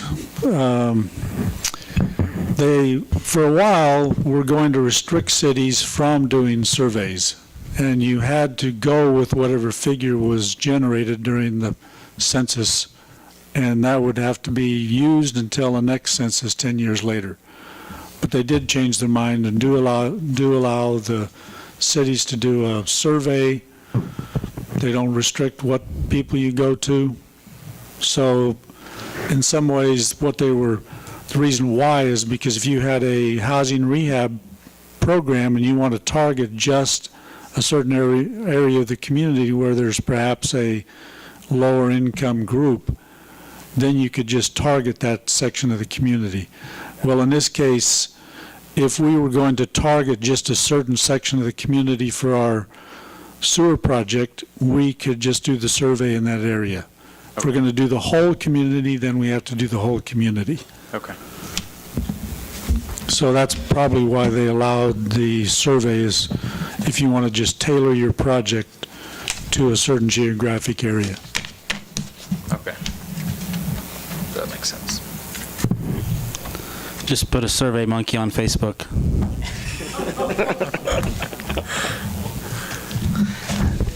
Yeah, we do have to follow their rules. Susan Gilmore is here from the Southeast Kansas Regional Planning. If you have any particular questions about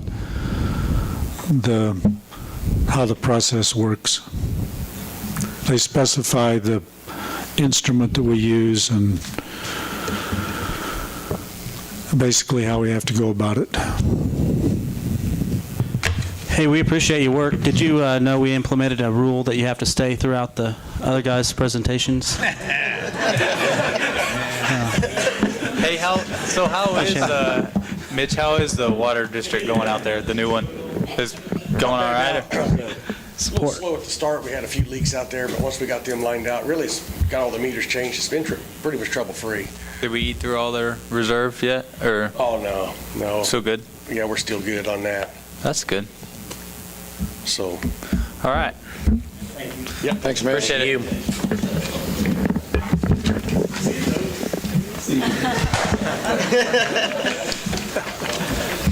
Oh, it's you.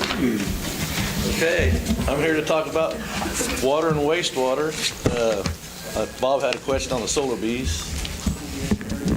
Well, I thought we was having some trouble with them about a year or so ago.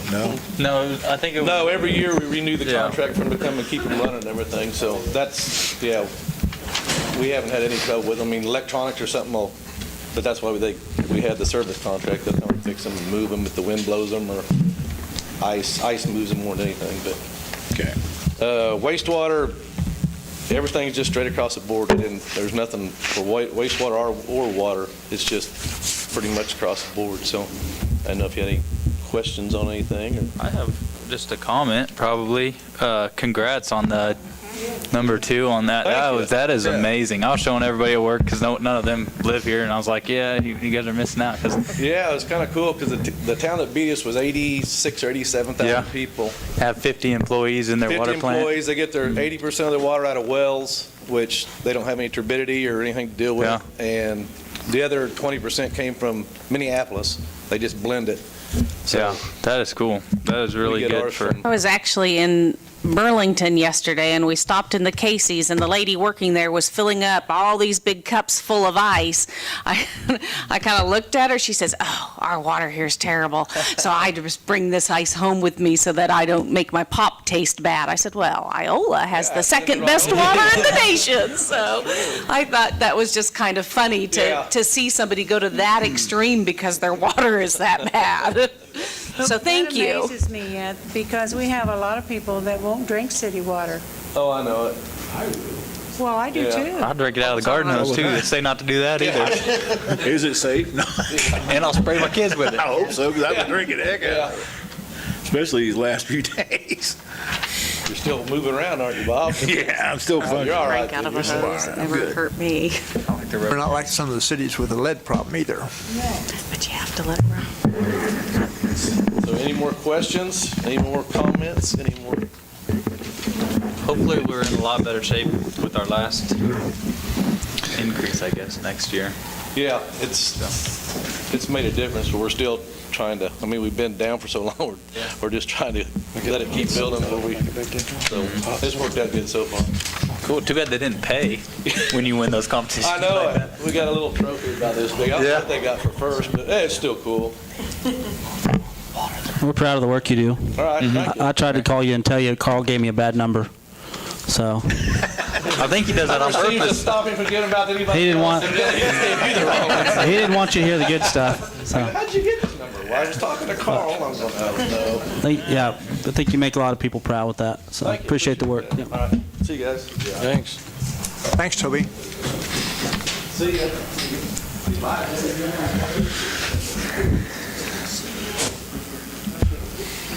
Come on, Jim. No, we're Next for electric distribution. Don't hurry or nothing, Jim, no. They're listening a lot. Skip the mic. My pages As far as ours is about the same deal. Our budget's been running pretty flat. We didn't make any changes again this year. We still just have just a tree program and a tiebreaker for the Oak Street substation. I'll try to answer any questions. That's not the same tiebreaker that we talked about, is it? The one we're talking about is at the power plant, right? Oh, okay. Yeah, he's going to talk about, Well, I see it's on your page too. well, the one I'm needing is at the Oak Street substation, and he's needing, there's a 4-side and a 12-side. Oh, okay. Runs 2 different parts of town. I don't know electric. So, yeah, so we can tie them together. If you have any questions, This hot summer going to put any strain on the distribution side of it? so far, we've been very fortunate. We haven't had any major problems. I mean, we have little outages type deal, but no, and Mike's been generating, I know, in the afternoon, keeping up with our power factors, but we need to sell electric, there's no doubt about it, but we hope our system's up to par, can handle it. Oh, also, while we're handing out kudos to your guys for getting the power on south side town pretty quick the other day. I had to take my shower in the dark, but that was it. It was on for breakfast, so. That was, Exactly, usually we can find what was the cause of it. We came down to maybe just trees down behind Tony Levitt, so we've had another cleaning out down there. But usually we come across something pretty major to knock out that big a deal. Crew's been working very hard down there. That's where it was at. We'd solved that problem. Anything else? Well, I'd just like to note that Jim's crew does do a lot of work in trimming trees. I mean, throughout the year, particularly over the last 2 weeks there between South Washington and Tony Levitt's place, that had become overgrown. And how many loads did you haul off of there? We had 9 loads of brush we hauled out of there, and then the vines in the ditch, we just had to leave in the ditch. We're spraying. And we get caught in a lot of, like up the Meadowbrook area, where there's no alleys, just easements. It kind of got away, and we've done a big job in there. Biggest thing there is like the fences. We have to take down other people's privacy fence just to get to our right of way and to fix all that kind of stuff. So that takes up a lot of time. Do you think you can build a fence in the right of way? I'd like to take a ride with you to Meadowbrook. But, we have to take the fence down, get in there, and then we put the fence back up. But it's something we got done, we needed to do. that loop that goes through there. When do you bid the tree trimming out? Do what? When do you bid that tree trimming out? I haven't yet this year. I've been kind of waiting to see how Carl Hardy going to be on us on saving. Last year, I stopped $9,000 short of what we had allocated. I definitely would like to definitely stay with the program, but if this year we had to make a cut, that would be one thing I could, but I'd like to definitely have it then back in for 17, because we don't need to find like we was for years. Because when you have power outages due to that, you're losing both ways. You're paying overtime and meters are not running. So that's a lose-lose.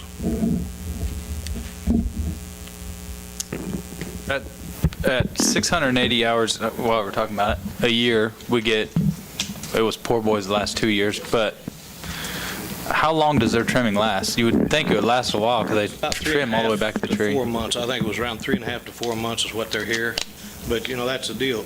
They cut every day, all day long. I mean, that's the deal. We'll be cutting and have an outage, or we'll cut for a while and then something we got to go do, whether they have people out of power, hang banners, and then we also got to keep up with our maintenance on poles, where the time we have them, they're cutting the whole time. So they make quite a lot of progress. Yeah, I was just thinking like 680 hours a year for 2 years. But I just didn't know how many trees we had to trim left now. Like I say, it's running. We have them in here about 3.5 to 4 months. No, yeah, I understand that, but how long does the trimming last? Like, I mean, they cut it quite a ways back away from the lines. Yes, we try to do that, and I've got a map, and I've been trying to run on a 4-year cycle. Oh, okay. But see, one year, 1 year strictly Gas City. See, and we forget about that. They have to trim that whole town and the line from here to there, and then we break up Iola and then 3. Oh, so you had it on a 4-year rotation. That's kind of what I was asking the cycle, Yeah, I I didn't guess. catch what Austin wrote. Yeah, trying to do it on a 4-year rotation. Okay. Okay. Hopefully we can get some But then I spot them around. If they'd have been here, I'd have had them do Meadowbrook. There's no doubt about it. You need to have them do the hard stuff. That's what we tried to do. Where you got to take the fences down? Put them. That's the thing. The last 2 years, they was the only one that bid it. We sent it out to Asplin, Wright, and to Poor Boy. And they was, the last 2 years, I think they was the only one that submitted to us, didn't I? Before that, we had Asplin for a year or so, and then No locals ever want to bid on it, or?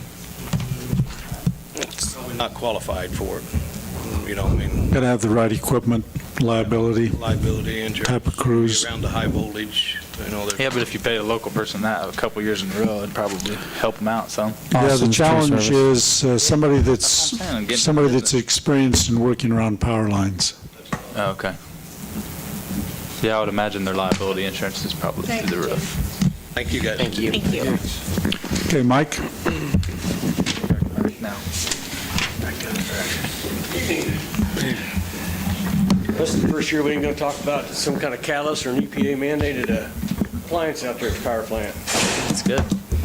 Which is good. Jimmy talked about the tiebreakers. He's budgeting for one. I'd like to budget for one on the other side of the substation out there at Oak Street. And the construction of a 4 kV power plant, substation at Power Plant 1 that would feed the water plant, raw water building, and high service building. Right now, it's actually being fed out of the old steam plant, which them breakers are of 1948 era. Absolutely no parts are available. Bobbing pieces off the shells of the next ones down from when things go bad with them. There are no reclosures on them. When they do malfunction, we literally got to go out and work them by hand. Or, like I say, they're 1948.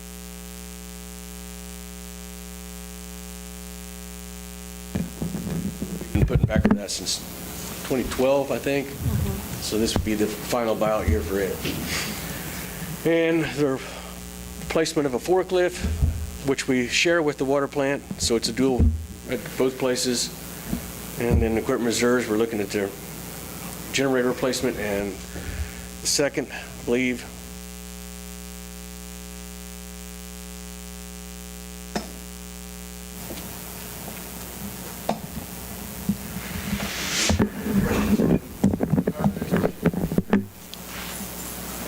Does your forklift just stay strictly on concrete? no, it should, but it don't. It's all over out there, yeah. We've moved old drums with it from the EMDs back and forth around, but it's got concrete and blacktop out there. But no, it doesn't just stay on the part surfaces. Him and Toby shared it. Yeah, I understand that, but I was just wondering if that's the best piece of equipment you could get for that nowadays. Actually, we probably skid- what we'd a like skid to do is loader. move up to one size, maybe get like a 3,000 pound, because we still got to get it in the tighter places and smaller places of both facilities. Where the big one at the warehouse, we do use it when we need to, but it's just sometimes too big. So the one we're looking at would be about a 3,000 pounder. The one we got from 11,000 pound, it's huge. Yeah. It's really dual wheels on the front.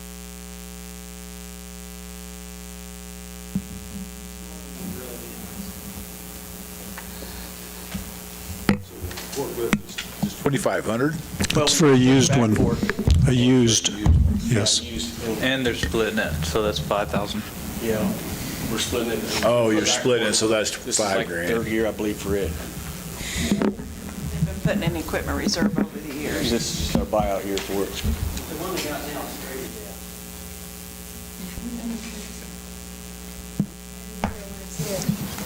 straight Here's your death and you're fearless. Any other questions? That's the only one I had. Thank you. Do you ever think we'll ever get the Wasilla so they don't need something every year? Well, I mean, everybody thinks they're still new. They call them new, but as you can see on my notes right here, they're pushing 20 years old. I mean, and we, for the most part, other than just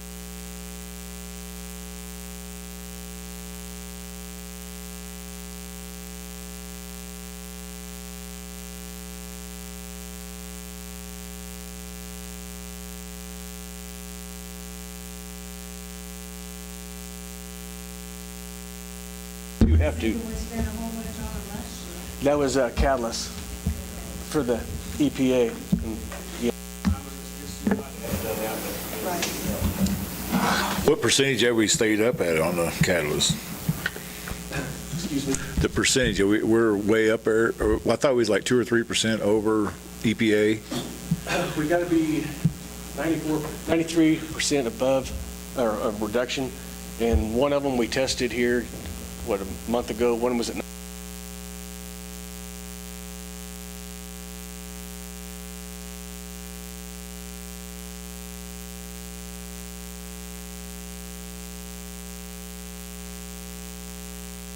Yeah, is there a steel filter in them, or is that? No, it's not steel. It's pallium and whatever. One of the precious metals that's going to be sent off and have them actually cleaned at a facility. Basically a catalytic converter and just a big real costly. So they have to have a special cleaner to clean that, so you have to send it off. It's pretty expensive. Yeah. Figured as much.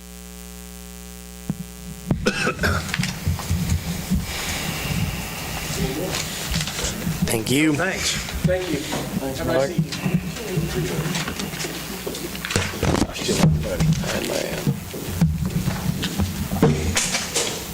Well, in the storage department, there's not going to be any real changes in my budget this year. Everything's pretty much the same as it has been. Of course, everybody knows that my job is to spend everybody else's money, so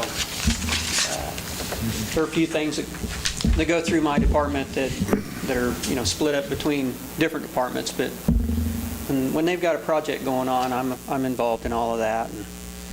And so what they do reflects on me and what we have going on in our department. But no real big changes.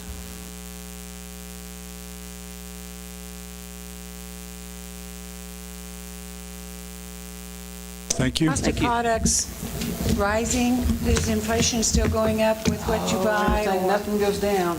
The only thing that's went down is gas, fuel. Really? Yes. Fuel, that's really made a big difference.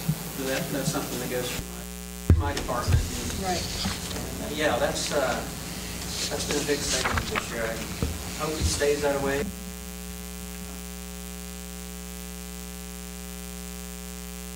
Elected. That's right. Thank you. Thank you. Thanks.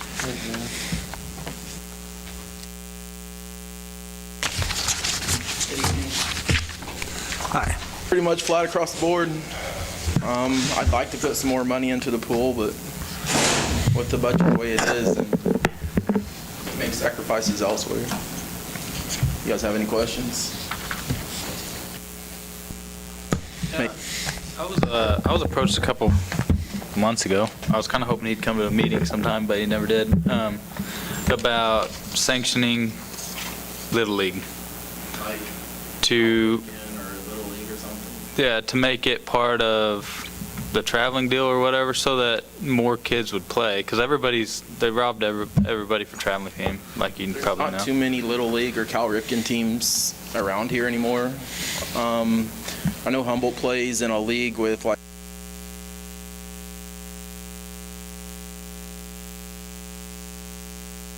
I don't know if our parents That's would be. already like 10 more teams or 5 more teams than what we've got in the league, isn't it? Didn't we have like 3 teams or something? Right. I think the problem with some of those traveling teams is they get to be competitive. That is, not everybody gets to play, and in the rec department, everybody gets to play. I was on a traveling team when I swam, but I played rec ball because I can't catch a baseball, right? And I think that's the difference, though, if we start doing that we really won't get those traveling teams. Have multiple teams. But the traveling teams choose the best that are around for Not their every teams. kid gets a trophy in today's society. But I don't think that would help us get more kids back into our rec program, because the traveling team will still pick their best to do their traveling team, and even if we sanction this, they will still have their traveling team, and they will still do basically the same way the local teams do, which is a draft. Is that right? On a lot of the local teams. Try to encourage. I mean, I'm a part of a travel team, but every kid on our team plays rec ball here in Iola except for one, and he's from Moran. So travel kids to play rec ball. Yeah, when I was growing up, I played rec ball, and then when rec ball was over, the They picked the traveling teams and we went and traveled. It's not how it works now. They play from April to August. If you have traveling teams, though, then does that, because that's more expensive, does that cut some kids out completely if that's all it is traveling teams?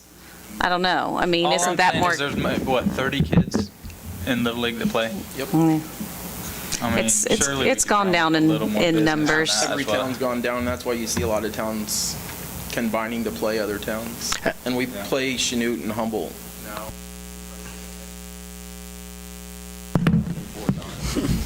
Yeah, you can pretty much take care of the league, the pool play, and the tournament in one night, probably with 3 teams. Discussed with Humboldt and Chanute about playing a tournament, and maybe as time goes on and we get better relationships with them, that we can get more games and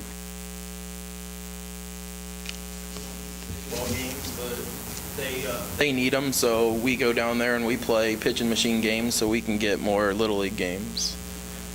We have to give a little to take a little. How many do we have on the swim team this year? 43? It just seems like when you guys were there was a lot more kids. Oh, when I played Little League and Biddy Ball and Babe Ruth here, there's like 15 teams. That's the way it was when my girls were little. Well, I mean, Taylor's your age, we played 2-3 times a so week. it was different people. just a lot more teams. You got travel ball. There's 13 traveling teams in Iola. Wow. A lot of Used them to be don't that play many. rec ball. It's extra practice. But, I mean, to each their own. You still have traveling basketball. You still have volleyball going on. You have all kinds of. Back when we played, it was one sport at a time, and that was it. Yeah.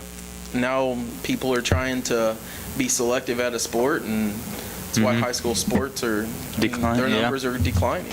And that's why I think, like high school, baseball would do pretty good, but we don't play as a team of Iola anymore. You're pulling people from Moran, Yale Center, Humboldt to join your traveling team rather than just Iola guys. Well, I wanted to give you kudos on what I've heard as well, though. I've heard good things about both the baseball season this year and the pool and all the other rec department this year. No big complaints. Everybody's saying how nice the pool looked this year and how professional the staff is, and they've been doing a really good job. And that's kind of hard sometimes when you're dealing with 14 to 16, 18-year-olds is about who's working there. You've got some good managers in there as well. They're doing a good job. Austin, I guess I should consider my kid lucky because all 9 of the 11 kids are from Iola that we play with. Yeah. Well, I think that you stay with the same kids all the way through and graduate. I don't know. I'm not saying you're doing a bad job. I'm just saying I wish they still played rec ball. I still wish they had the same schedule as when I was younger. It worked then. I don't know why it wouldn't work now. I guess traveling's easier now. I think it is. It could be something. Families take it as mini vacations. Yeah. I hear you, Corey. Any other questions? Thank you, guys. Thanks. Thank you. Flat across the board speech, huh?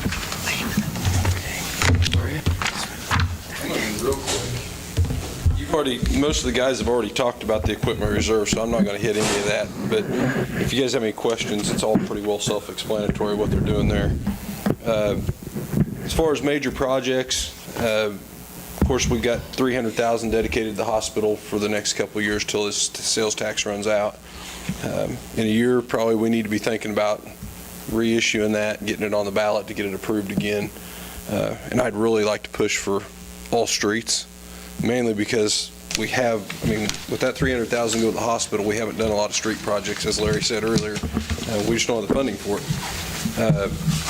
Then we've got $20,000 in there for sidewalk replacement program again this year, and I'm transferring $300,000 this year into special streets, trying to build that war chest up to tackle Madison Street or 54 Highway. I put back roughly $250,000 in the last couple of years, and it's going to take another couple long years to do that. We're thinking over $3 million on that, aren't we? I don't know. Not anymore. It's a several $million-dollar project. Used to be about $1 million a lane mile. Okay. And that's about what you can guess. I'm sure that's gone up since we've done a road project, or at least full depth restoration.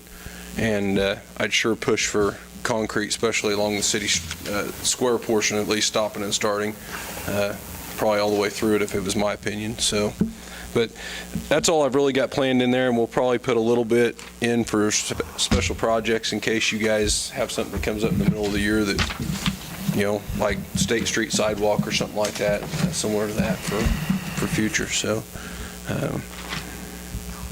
questions on it? Any preferences on that, guys? All right. Thanks, Corey. Thanks. Okay, to kind of wrap up here, we can do cutbacks in the funds that we've had presentations on tonight, but that doesn't really help so much. The situation in the general fund may leave us a little bit more reserve so we can do some more transfers. The challenge for this year is that our revenues have not materialized, our expenses have remained constant and gone up. So based on that, what we were seeing at the end of the year, I asked Roxanne to cut back approximately 5% in all of the general fund accounts. Where we could, we took some of that out of personnel, but mostly it's out of contractual, commodities, and other. That will help us have at least a little bit of a carryover into next year.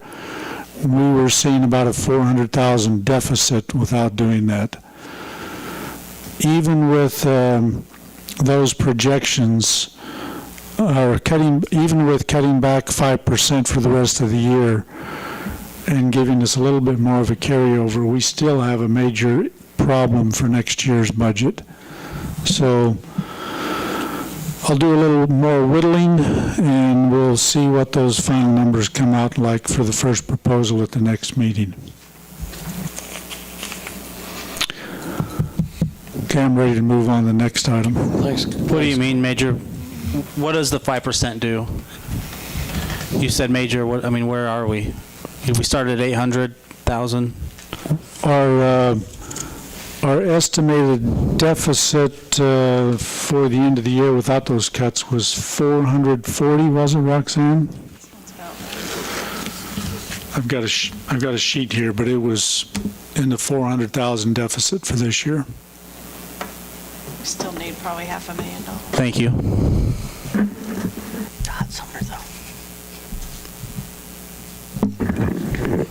All right, excellent. I'm sure we'll get there. All right, moving on to new business item A, curb and gutter repair proposal. We had a proposal to use some of our sidewalk replacement funding for replacing a curb. We've talked about curb replacements in the past. If you contract out curb replacement, the cost per linear foot is quite expensive. The quotes we got in 2015 were in the $32 per linear foot range, or translating that to what it would cost to do one side of each block, $9,699. Normally, you don't replace curbs unless you're doing some kind of major street work. In the case of this request, it's on the end of the block. It's because it's a corner house that was just built. So they can probably get away with doing just the one section in front of the house. They wouldn't do both sides of the block, the corner, but they're mostly interested in just making it look better. And I think even though they didn't show any asphalt replacement with their project, they're probably figuring that they can saw cut this and then pour concrete right back up to where the asphalt is and match the grade. Otherwise, I probably would have said it's probably not going to work. But I think for the cost of what we would contribute, that we would probably be okay in giving them permission to do it their reimbursement would not be very much, probably in the $600 to $700 range. This is just a one-time approval. I have a problem with curbs because I know that if you do them wrong, they don't last very long because they fall back apart because they're not attached to anything. Whenever you make them, you have to form them, and then you have to get the grading right so that you don't. But this would be more of a one-time with this person, and each request would kind of keep coming back through. I think it should be implemented every time, as long as they're qualified contractors. And there's Rock codes Creek for how you want them put together anyway, so. We can probably agree to allow this as long as we get to, as staff, review each proposal and decide whether it makes sense or not. I don't think we'll get that many because with sidewalks, an individual could do it pretty much on their own, as long as we come out and inspect it. It's not that difficult. Curbs are not that easy. You pretty much. Excuse me. Have you noticed the curb on the east side of the high school where they walk across? It's just deteriorated and looks terrible. I didn't know if that's city business or high school, but it looks awful. There's a lot of curbs that look awful, that are sunken. We get a lot of complaints, water standing in my curb. Well, I know, but at the high school, we should make that look better. Think of that, a lot of that is the salt they put down. It's right where they walk across. So in terms, Actually had that busted out today, I think. Go ahead, Carl, sorry. in terms of a policy, Check that out we tomorrow. could allow this as long as the council is okay with us as staff reviewing each case and making a determination. So And- Carl, what are you basing this, per foot on the curb or per yard of concrete or The reimbursement would be based on a yard of concrete. yards per concrete? We increased that to $1.75, didn't we? I think it's That's still per at square foot. 125. That's per square foot of sidewalk though. That's 4 inches deep. 4-inch deep sidewalk. So if you figure up $1.25 per square foot, still comes out to $101 per cubic yard of concrete, which is So about what the $9 cost for it. is. That's Cost is that's $110. I will make a motion that we approve the change allowing staff to implement curbs based on staff approval. Second the motion. All right, we've got a motion and a second. All in favor, please raise your right hand. Motion carries. Thank you. We probably will make slight adjustments to this rate depending on whatever the going rate for concrete is. I'd also like to talk to you, I had brought it up before. I can't remember if it was in your office or at a meeting, but increasing the dollar amount if they are a corner lot and they're putting a sidewalk in for the ADA accessible ramp. Because like a lot of people that have existing sidewalk now don't have the ADA ramp because they were built before that was mandated by the city. The cost is substantially more. If you Even have just the cost of the labor too. I didn't know if you could allot so much per ramp, or I think we do $50, but that's not enough. I thought, You mean for an ADA Yeah, I think ramp? the $50 was for the Pad, isn't it? the pad. The cost for where it comes up to the curb, maybe it is a little more difficult to form it up, but it's still, we're reimbursing the cost of the concrete. Well, and there's certain other things that go into to count there, like grade. So you Yes. you can't just put a ramp in and have the ramp like this. So if you have to grade it back 20 feet, you're talking, I mean, it might be a case-by-case thing, but I still think we should increase that. 'Cause I've been Ryan ran contacted into about that up on Madison. Yeah. He ran into that up on Madison. It ended up costing him a little bit more. It cost the homeowner quite a bit more, and she was not because gonna they be had able to do dig it. back quite a ways. But that's just the way it is. I mean, you got to do it. You got to do it. So I don't know, maybe we have people turned away because the reimbursement's not high enough, but so far, not very many people have taken advantage of it. I suppose if we increase the reimbursement rate, then more people would use it, because then they wouldn't have to have so much out of pocket. And budgeted. And especially We don't since we don't ever use it. it's a need, that we need. I mean, we could address the need and have homeowners paying part of it. So do you think we ought to increase our reimbursement rate? I think that's a bad idea this year. I think anything left over in that fund, if we cut this fund down, we have 25,000 in it, this is another place that we can cut out of. Sidewalks are nice, but Where does it go when we cut it out if we don't use it? Well, we were taking this out of the general fund, but despite Corey's protests, we decided to take this out of the major project fund, so it'd be sales tax funded.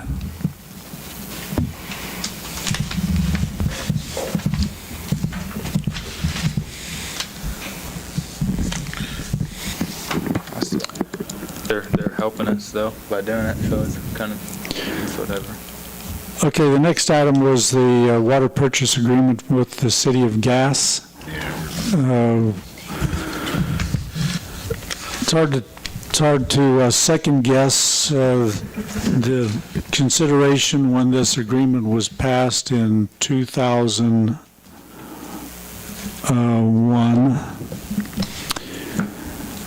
But it only allowed for 6 rate increases over a 30-year period.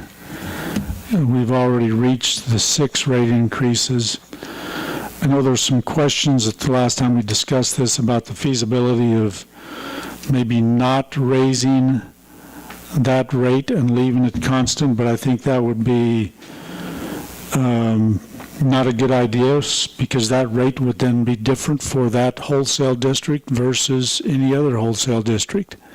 So I think we need to keep those rates constant. So I also don't think it would be wise to just allow them to continue with that rate for the next 15 years until the agreement expires. and they're not willing to enter in negotiations at all. I just talked today with Bob Johnson, our city attorney. He's going to go back to their attorney and see if we can work something out.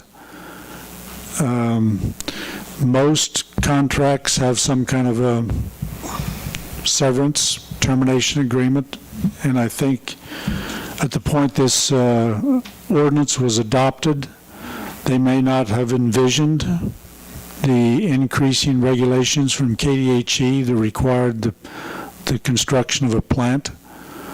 And even the city council felt at the time the plant was built somehow that they could get by without a rate increase. They had $2 million in reserve at the time, but that $2 million was quickly used up. And, conditions change. COLAs are not constant. Just not practical in today's world to go that long without regular rate increases. Carl, can you get some hard numbers, or Carl and Corey, can you get some hard numbers on what it would actually cost for them to hook up to rural water? Is that 14 out there? 5? Is that 5 out there? I have them all mixed up. Well, I don't know how hard numbers you want. Well, what would it cost? What would it take for them to? What would be the estimate you would say that may give us some leverage if we do try to negotiate? My this? estimate, between $2 and $3 million. Okay. How much will their water go up? For the whole city, how much will that meter go up for a 3% increase? It goes up $200. $200 a month. The problem is when you add that up for 15 years, and then if you ever have to raise it again in 5 or 10 years, that you're probably out. Then we're out. Well, I understand that. I mean, I'm talking on their side. On their side of it, yeah. I'm going to motion that we table this for another 2 weeks. It's we've had some heated discussions, and we've dealt with budgets, and I can see some tired faces. I'd like to bring this back up in 2 weeks, though, and motion to table it, and then make a decision on, and see with our attorney where we've gotten on these negotiations before we decide something. Hey, what's the number of meters we're talking about? 800? No, it's 1 meter. I don't know how many I don't know how many customers they have. Customers they have? No. Okay. They service all of gas. Yeah, I understand that. They distribute. All the way to Iola. Yeah. Carl, can you also get some number? How many times are our people called out there, you think, on a week, month, year? Do we lend equipment to them at all? Not very often. We don't lend them equipment at all No. on any of their other utilities or. It's very infrequent that we have a call from them. From them on any. No. Okay. Right, we're out there from electric, but okay. So if we've had a chance to negotiate with them, we can put this back on the next meeting. Otherwise, it'll be after Bob's had a chance to get with their attorney, and then we'll bring them back to you. So it may be another month. That's fine. I'll change the motion to the pending negotiations. Will you still second that? Okay. Okay, we've got a motion and a second. All in favor, please raise your right hand. Motion carries. Thank you, Carl. We're going to come back. Aware that they're not paying their entire bill, Chris. They didn't. Yeah. One month on the 2 years, if we. I was just like, but make sure you. Where do we want to start here? Do you want the non-elected personnel here, Carl? Yes. How long? Or do we want to start with Mr. Tolan so that he doesn't have to sit here through these? Let's get David. So he Why don't we, you said, what, 10 minutes? 10 minutes, economic development, business trade secrets. 10 minutes, business trade secrets, executive session to involve Mr. Toland and Mr. Slaw. I would like maybe a 4-minute recess before that. Second the motion. Okay. All in favor, raise your right hand. Thank you.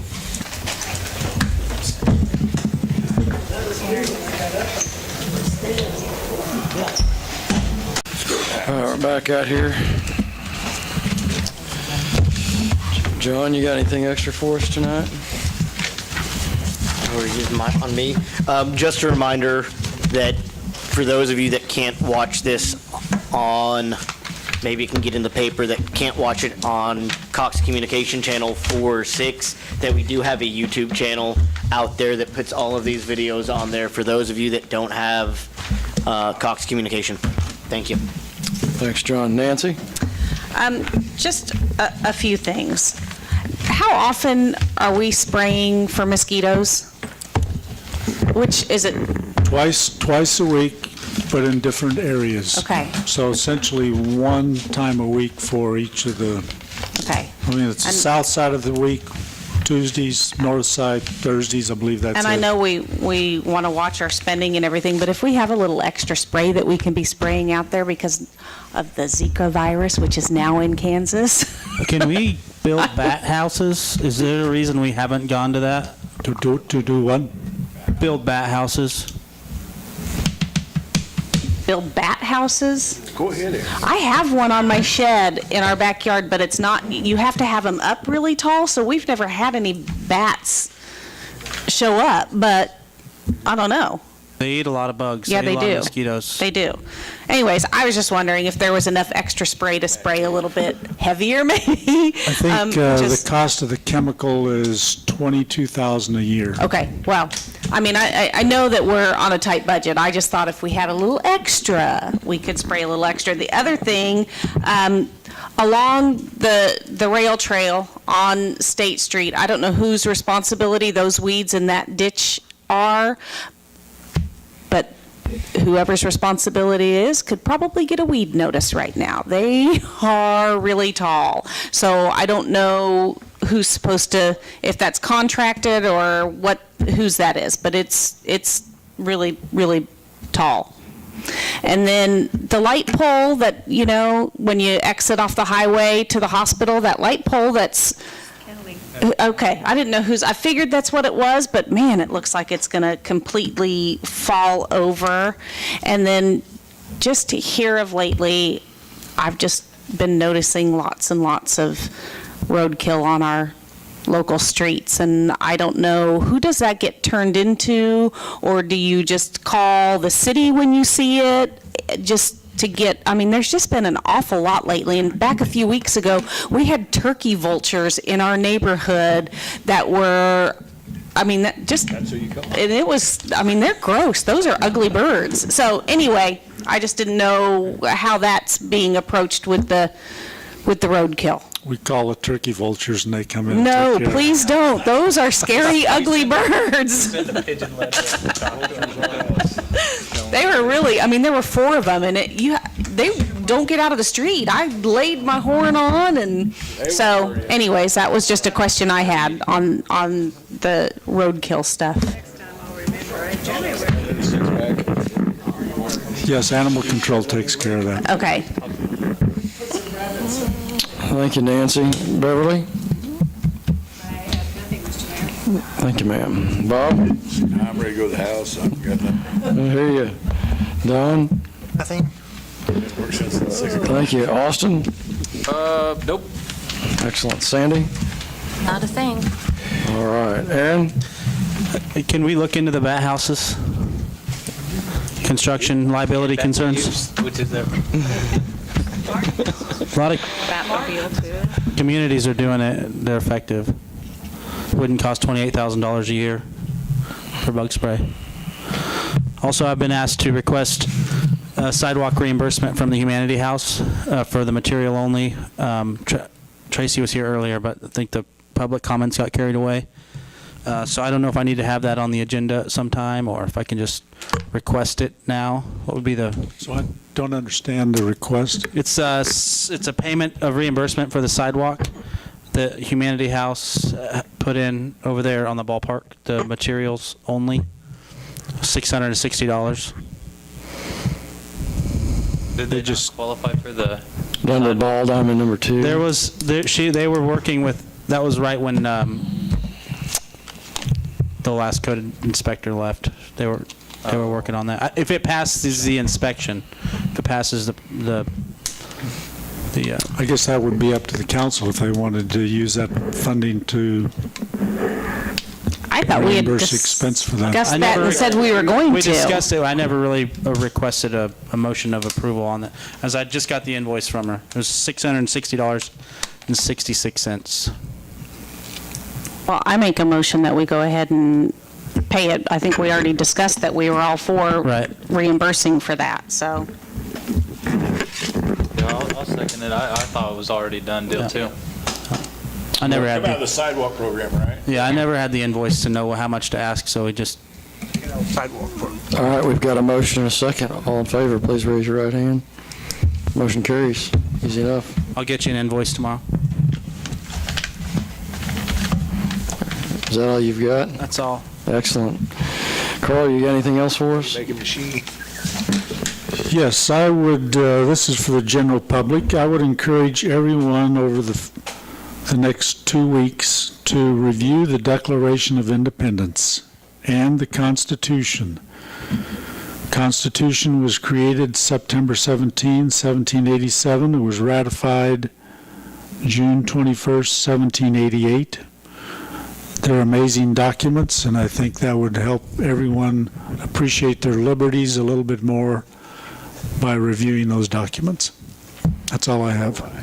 Excellent. Those are great points. Thank you, Carl. Don? I'd like to make a motion for adjournment.